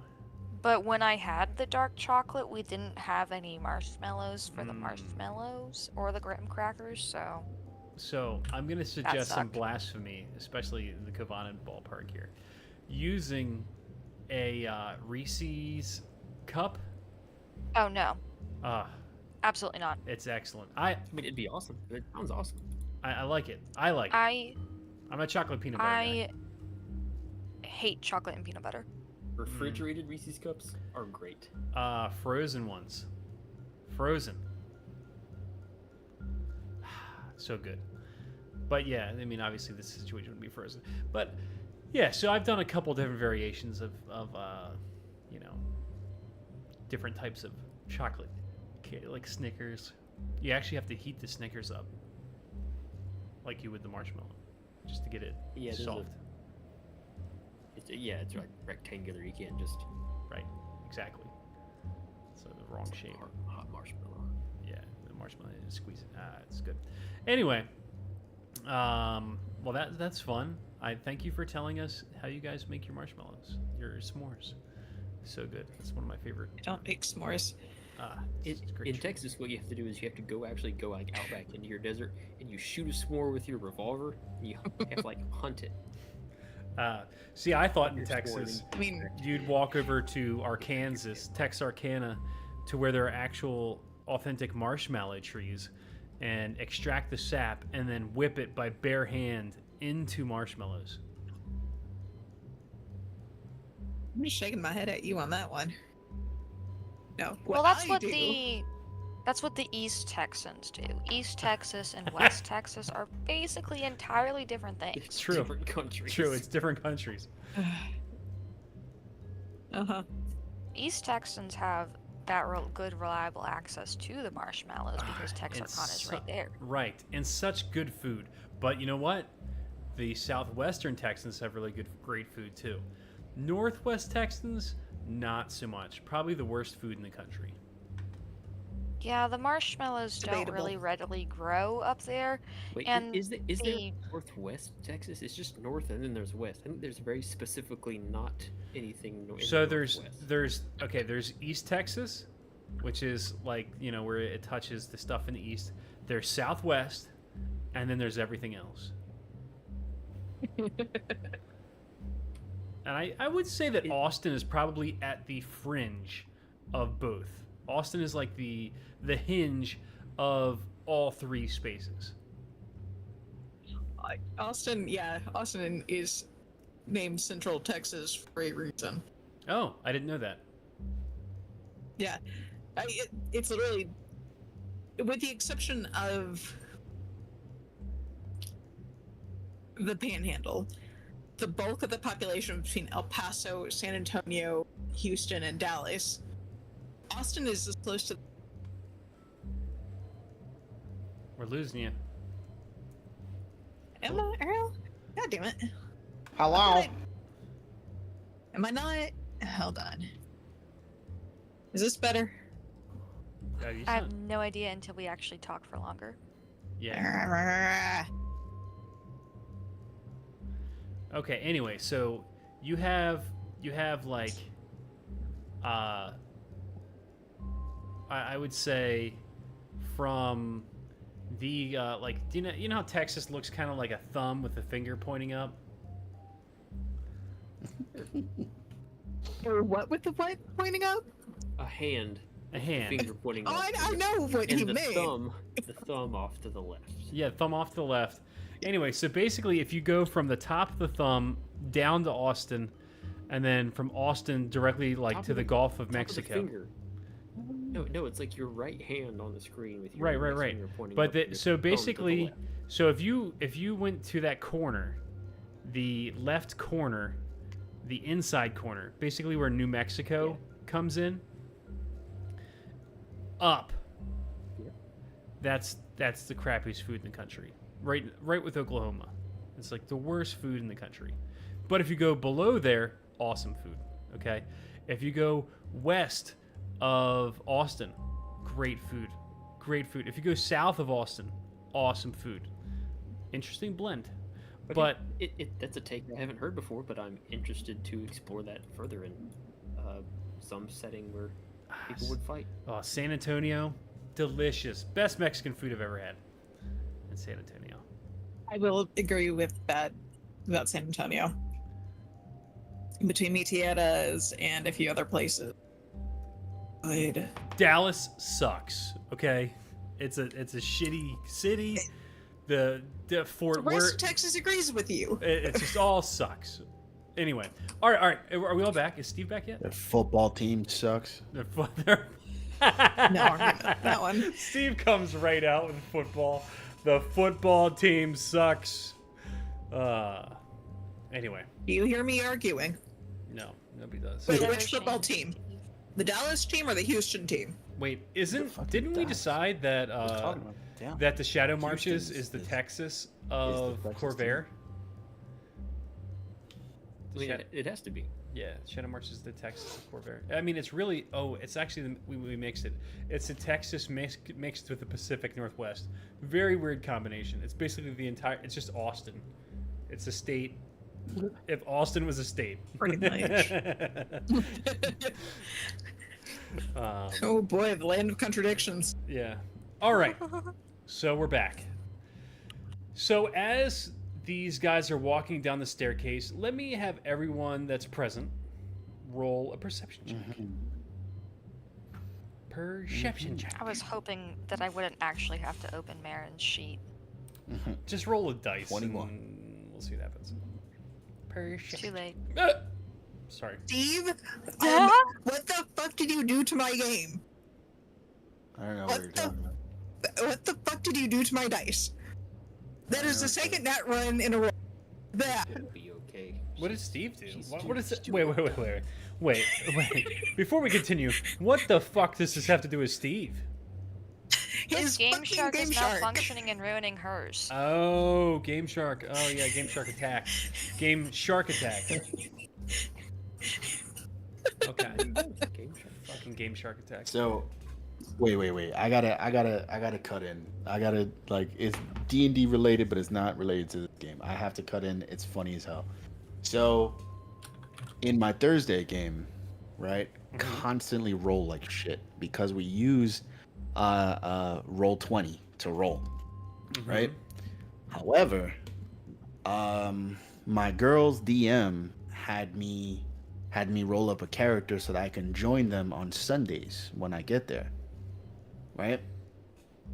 And he had me roll up my stats. First time in a very long time that I've rolled Roll stats. its stats, yeah. I fucking rolled so well. Like, it's ridiculous. Like, and I'm not sure if she's still listening, so I'm not gonna say what my stats are, and I also can't exactly say what my character is, because you know that's also another surprise. But yeah, but like, it's but It's good. for some reason. It's good. For some reason, D&D Beyond, like I just roll extremely well everywhere. Like as long as I'm using D&D Beyond. If I'm rolling straight to roll 20, sucks. Well, Rose has the opposite problem. While you were talking, she just rolled nat See? 20. Okay. Yeah. So let's see. The listeners are okay. Lucian, you can hear Jack look over at the doctor and say to him, "We need to talk." As they're walking through this gate towards the gates, the actual upper gate. And with that roll, also you can see that the doctor looks very uncomfortable. Well, all right. Let's see here.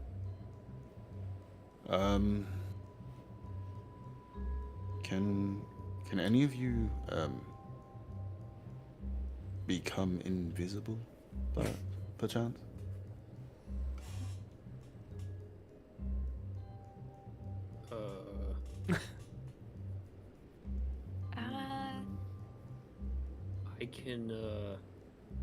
I can spy on people from a great distance. I can immolate them. I don't know what Fair that enough. word means. Light them on fire. It's like Really hard. You can emulate them. Emulate, like you can basically copy one of them or pretend to be them. No. Immolate. That's one of the meanest words for burn. All right. Is that like what is it called? Scrying or something? I've never used that particular word, but yeah, it's kind of the same thing. Mm-hmm. I don't have like a mirror or like a pool of water that's worth 1,000 gold, so I can't do it right now. But anyway, that is to say, no, I can't be invisible. All right. If you can find a way to scry, I think it would be very smart to. What's the fanciest mirror in your mansion? All of them. Yeah, you literally could walk into the room you guys just came out of and find a mirror. That's worth 1,000 gold. Like, look at any mirror on the wall in that room. Damn.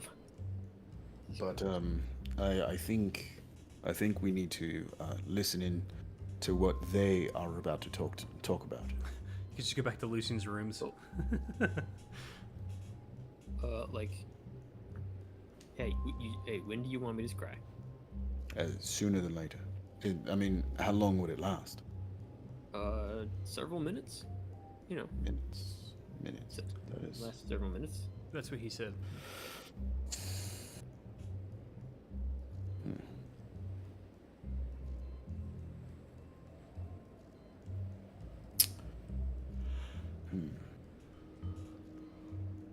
Zamra pops out. I think listening to them for longer Lucian, than a few minutes would be important. I went over to go speak to Mother, and she said that you literally just jumped over the balcony and ran out. Sorry, after. I had to grab him for something. Mhm. But we're cool. For something. Yeah, for something. For something. Something important? It was a guy thing, but also these other two had to be here too. You wouldn't get it. But I really Nice don't. try, Eli.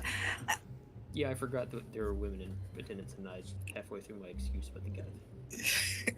Summer, I will explain Of course you will. environment. You know what? You know what? The three of you figure this out. I think I'm going to try and follow them. I need to go get a really fancy mirror, so good luck. Lucian, I start hustling. wait. towards the Just fancy a moment before we all separate, and I don't have any alright. but a Summer? thread of what's going on. Lucian, you're chasing. I'm staying here. Wait, Lucian. Time is of the essence. God, he's a grown man. What do you need a mirror for? First, you, mirror. Why? I like myself, and I need the reassurance. Ah, fuck off. All right, Lucian, I'm coming with Happily. Can you go Summer, how about you invisible? stay with me? you. No, I can't become invisible. You know that. Cool. Lucian casts invisibility and follows. Runs away from his wife. That don't go over well. Lucian? It does. Rose. What the fuck is going on here? Fucking off. I can't help. I'm fucking off. You son of a I bitch. think I will also choose to fuck off. I didn't say that to you. Marin. Summer, Eli! Marin! Let Ah, Zamra. what? How about we go put Idithul to bed, just the two of us? My mother's can tell already you. putting him to bed right now.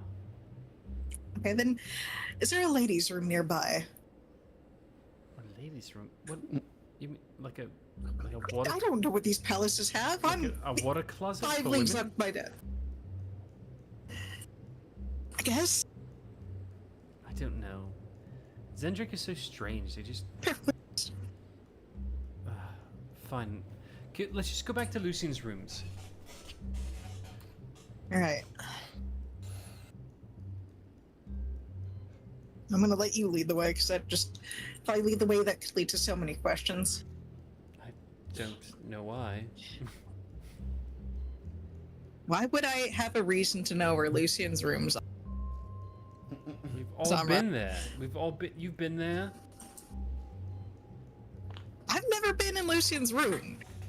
Not in his room. In his rooms. We've been there Rooms. multiple times. Your token is still there.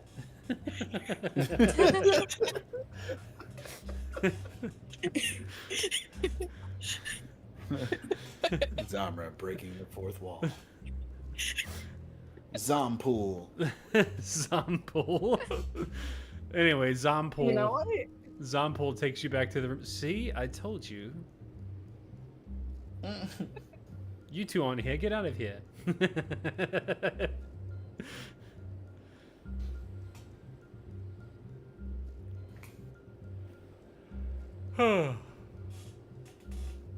Anyway, now that we're back in Lucien's rooms, what's going on? Where did Lucien go? Where did Eli go? Where did they all go?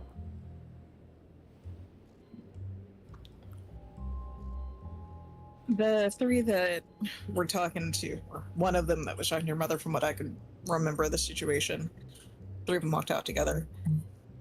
One of them was Carlisle's former bodyguard. We just had a couple of questions for him. Ah, okay. Can you tell me the truth now, please? That is the truth. Fucking zone of truth. That was it? You just asked him a few questions like, oh, hello, what did you have for dinner? What are you doing here? Some or none of those kind of questions. What kind of questions then? What the hell happened? Like Those kind of questions. Like, why Back in is, Cutter's mouth. why is Carlisle actually an evil version of Kovanen, kind of thing? Something to that effect. What did they say? They don't know, as far as we could tell so far. Now, your husband is following them surreptitiously. Oh. We're staying put because we're about as subtle as a, Are you, you know... fucking serious? Lucien? Wait, you don't trust Lucien to do the right thing. Ah, no, he's just going to do something absolutely fucking asinine. Every time we do this, something terrible happens.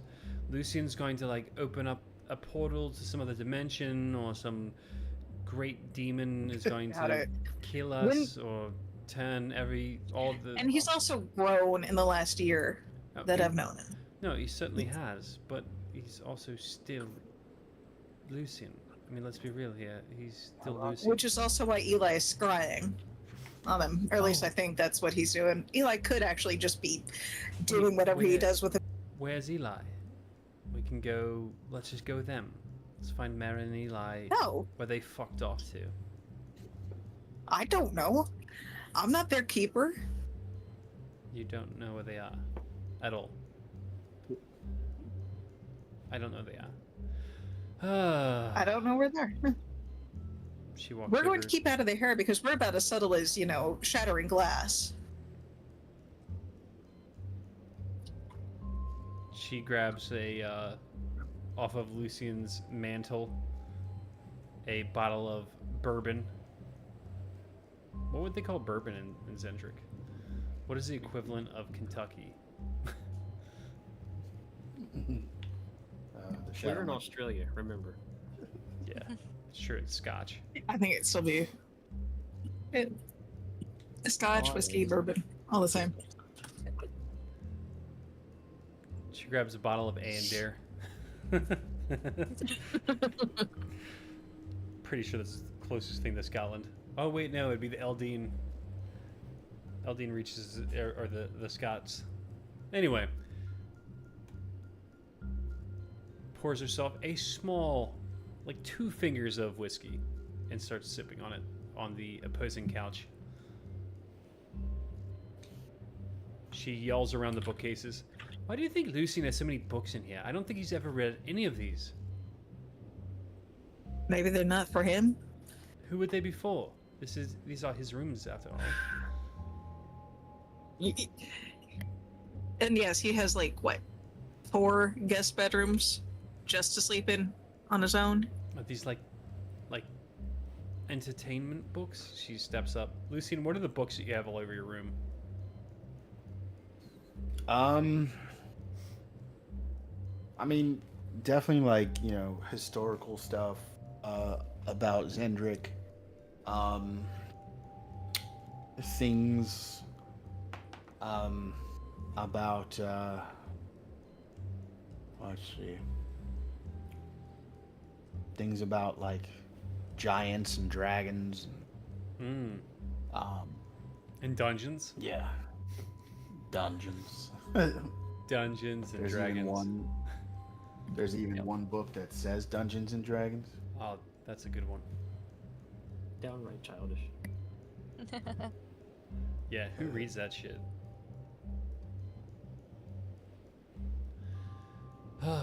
So, I guess some of these might be his.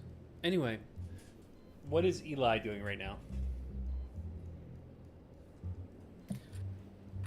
Okay, so he, mingles his way back through the little four-year party, acting like, hey, I'm part of the party too, grabs a bunch of finger foods, shoves them in his mouth, mingles his way through, and tries to go back to that fancy dining room.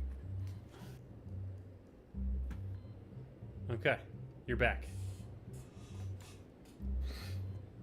Okay, with a mouthful of bite-sized tacos and miniature croissants filled with fancy cheeses, he just looks around for a really, really elaborate mirror.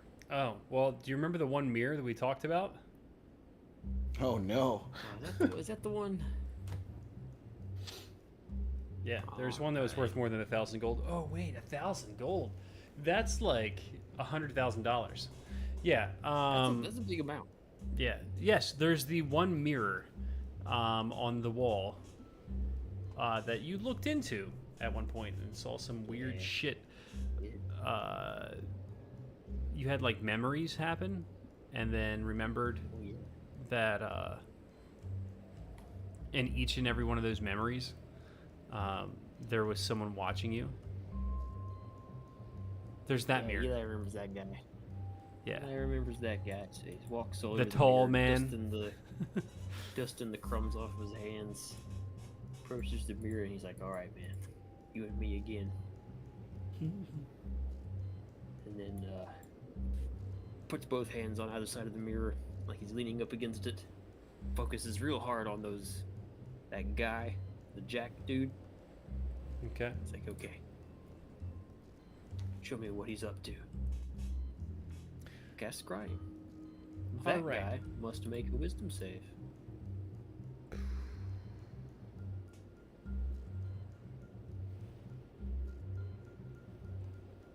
No fucking chance. First hand target. I have met the target.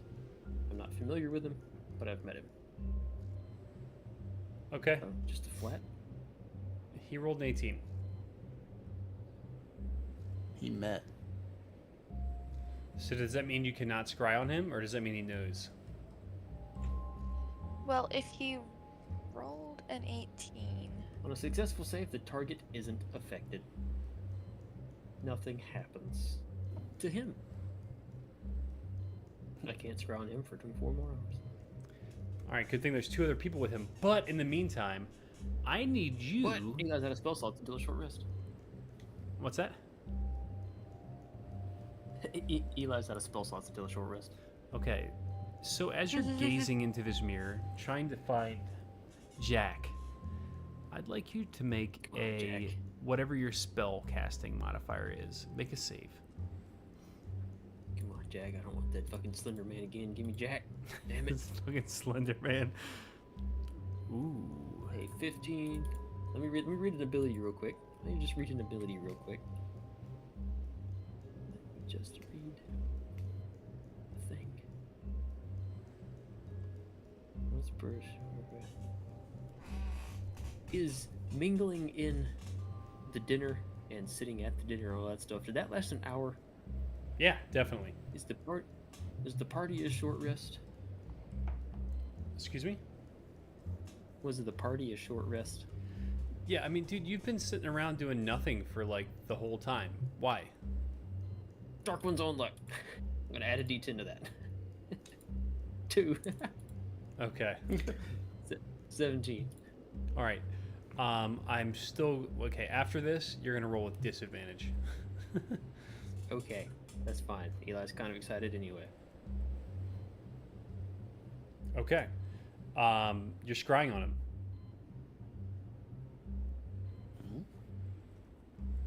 Oh, okay.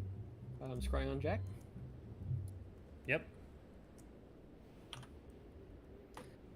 Can you Okay. tell me what that means? That means on a failed save, it creates an invisible sensor within 10 feet of the target. I can see and hear through the sensor as if I was there. And the little sensor thingy that floats above him moves with him, staying within 10 feet. Okay. So he has a little invisible camera following him Okay. around. So okay. Wow. Okay. All right. So it's been a few minutes. They are on the overland. They're walking towards the what looks kind of like a steamboat. It's got like a large wheel, but the wheel's made out of water. It's kind of like rotating around the outside. There are people still on this boat, strangely enough. It has pulled into the port recently, where all of the other ones are parked. It's a little different. Anyway, out of character, it's kind of like Viking cruise lines, where they're just like going around to different places, and they have it set up. They're gonna hop on there, and they're gonna ride back to Corvair. Anyway, he's looking at the other two. No. And he looks at the doctor, and he's like, treatments? What treatments? You didn't even mention that you were treating him at all this entire time. I mean, what did you think was happening? Do you think he was just like hanging out with me that entire time? That I was just his friend? Well, I mean, I assumed that you were a member of the expedition. You know, I didn't realize that you were his, like, personal psychiatrist. Well, Jack, there's a lot that you didn't know about me and Robert. Robert? Who the fuck is Robert? He kind of looks around the doctor. Carlisle is his first name.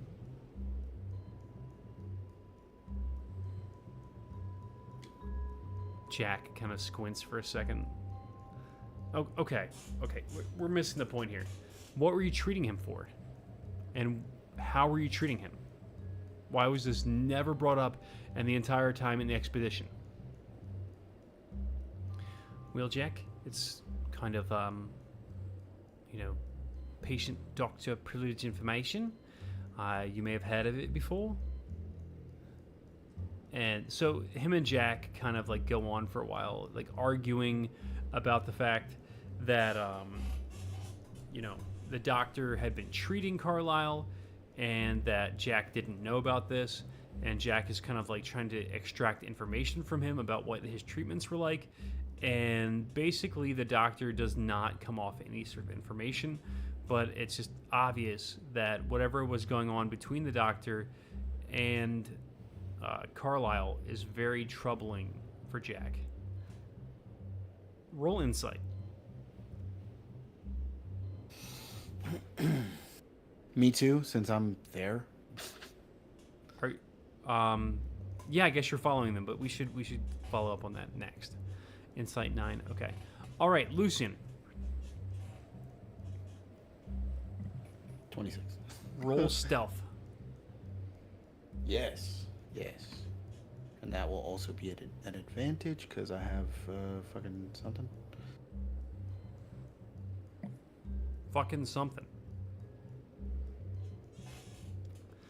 What is 15. What is the fucking something you have? What the hell is it called? The something of elven kind. Yeah. That. I think you have the shoes because I had the cloak. Yeah, then I have the boots of Elvenkind. Oh yeah, which is good because you're invisible, and the boots help us sound. Mm-hmm. Okay, so they can't see you or hear you. Maybe they can smell you? I'm rich. I take baths. So Jack at one point gets this smell. It's like, what? Do you guys smell that? Oh shit.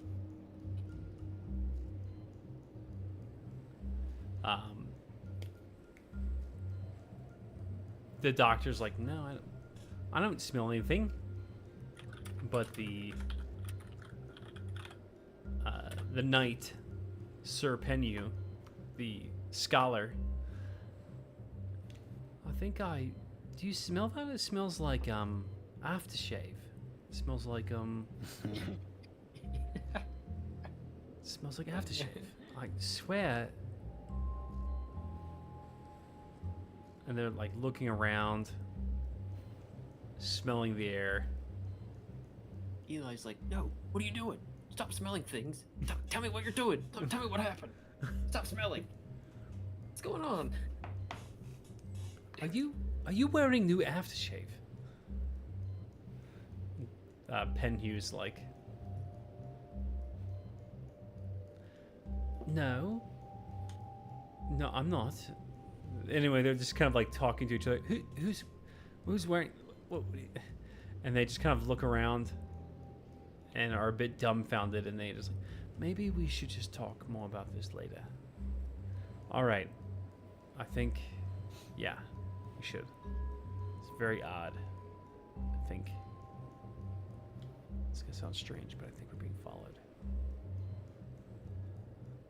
I can't see him. Damn it.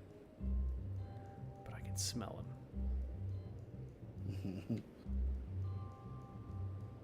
Well, Do you realize how crazy you sound? Keep talking. I think it's safe to say, if all we can do is smell him, that he probably can't hear us. Downwind? Are we downwind? And they like kind of like they lick their finger. Yeah, I guess we're downwind. And they make their way back to the boat, and they don't talk too much after that. I'm following them. You following them onto the boat? Mm-hmm. Eli's fist pounds against the wall. No, as the scry ends after 10 minutes. All right, so Eli, I need you to make a what's your caster? Are you int caster, whiz caster, charisma caster? Charisma. Are you warlock? Yeah. Pact of the Tome? Pact of the Tome, Fiend Patron. Fiend Patron. Okay. Roll a charisma save with disadvantage. Sure. Yeah, we briefly touched upon it last week. You said that, for whatever it's worth, my patron isn't the one that's in this thing. So, charisma save. What? Oh, an 11. Almost nat 20. I give him advantage. No. So Yeah, he's like, I didn't think that was gonna work, man. Whatever. So you watch them. They're totally unsuspecting, and then a shadow in the mirror kind of begins to deepen. This indistinct shape kind of like forms at the edges of the image.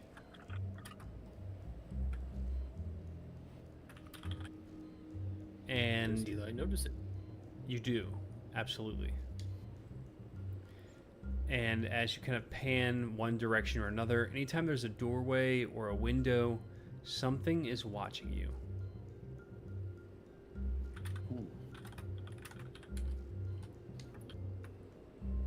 He's like tapping his foot really impatiently, like really quickly, like, okay, come on, say something important, keep talking, and then it never happens, and then the thing's here, and then he has to shake out of it. So get out of the mirror. as you try to break away from the mirror, you're kind of held at the mirror. All right. And Curiosity killed the cat, I guess. the group walks away from the little camera, and you see the silhouette of a face in a window nearby where they're walking by.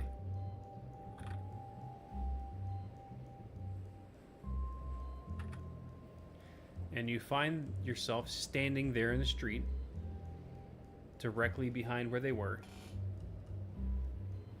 But,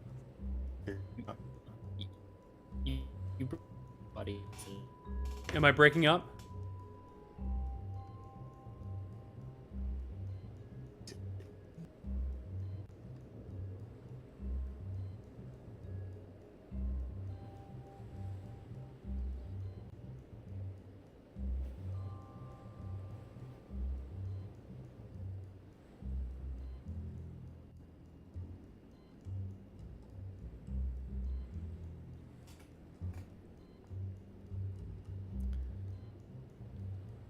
Can you guys hear me?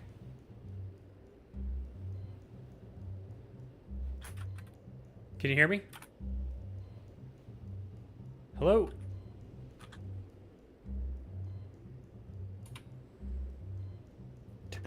test. We go. Hello, hello, hello.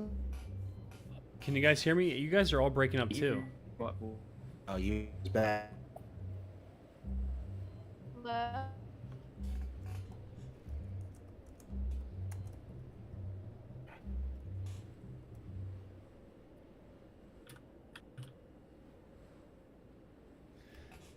Huh.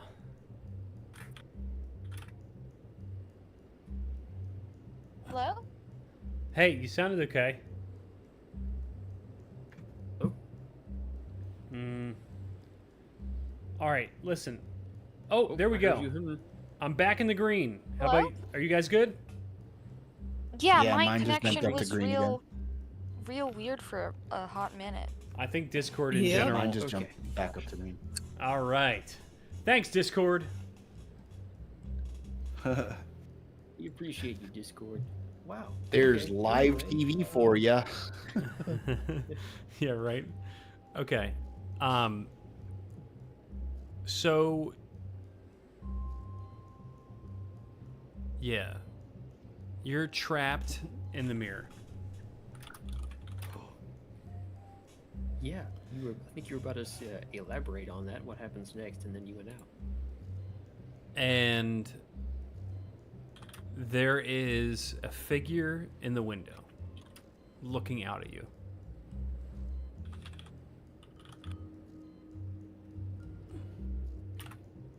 Okay, Eli gulps nervously. Yeah, he feels that he kind of back against the wall, but he's like, obviously he's not in a physical environment, but he feels a wall against his back, so that worries him greatly. Yeah, so behind you is the mirror that's on the wall, and you're pressed up against the back side of the mirror. It's just floating in the air.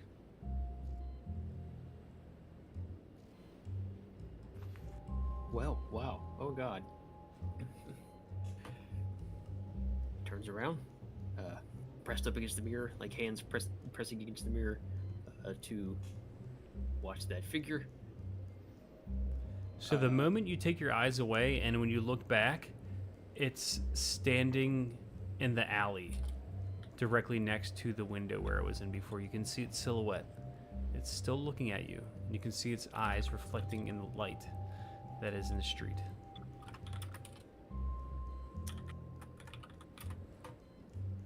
Cool, yeah. When looking at it the second time, he tries to address it.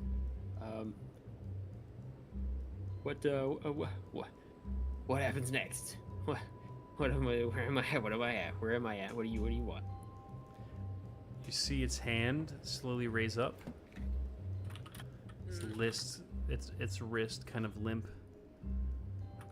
The hand like falls over and open, and then it just waves at you, kind of like one finger at a time, slowly. And then just turns its hand back down and lets it fall back to its side. It just stands there still.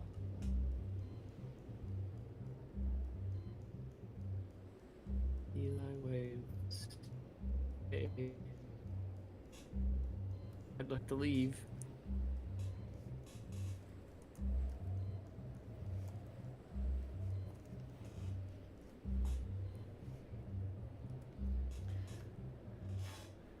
Man. I'm red, I'm yellow, I'm red, I'm yellow, I'm blue, I'm green. I'm back. Red. Can find you. I'm red.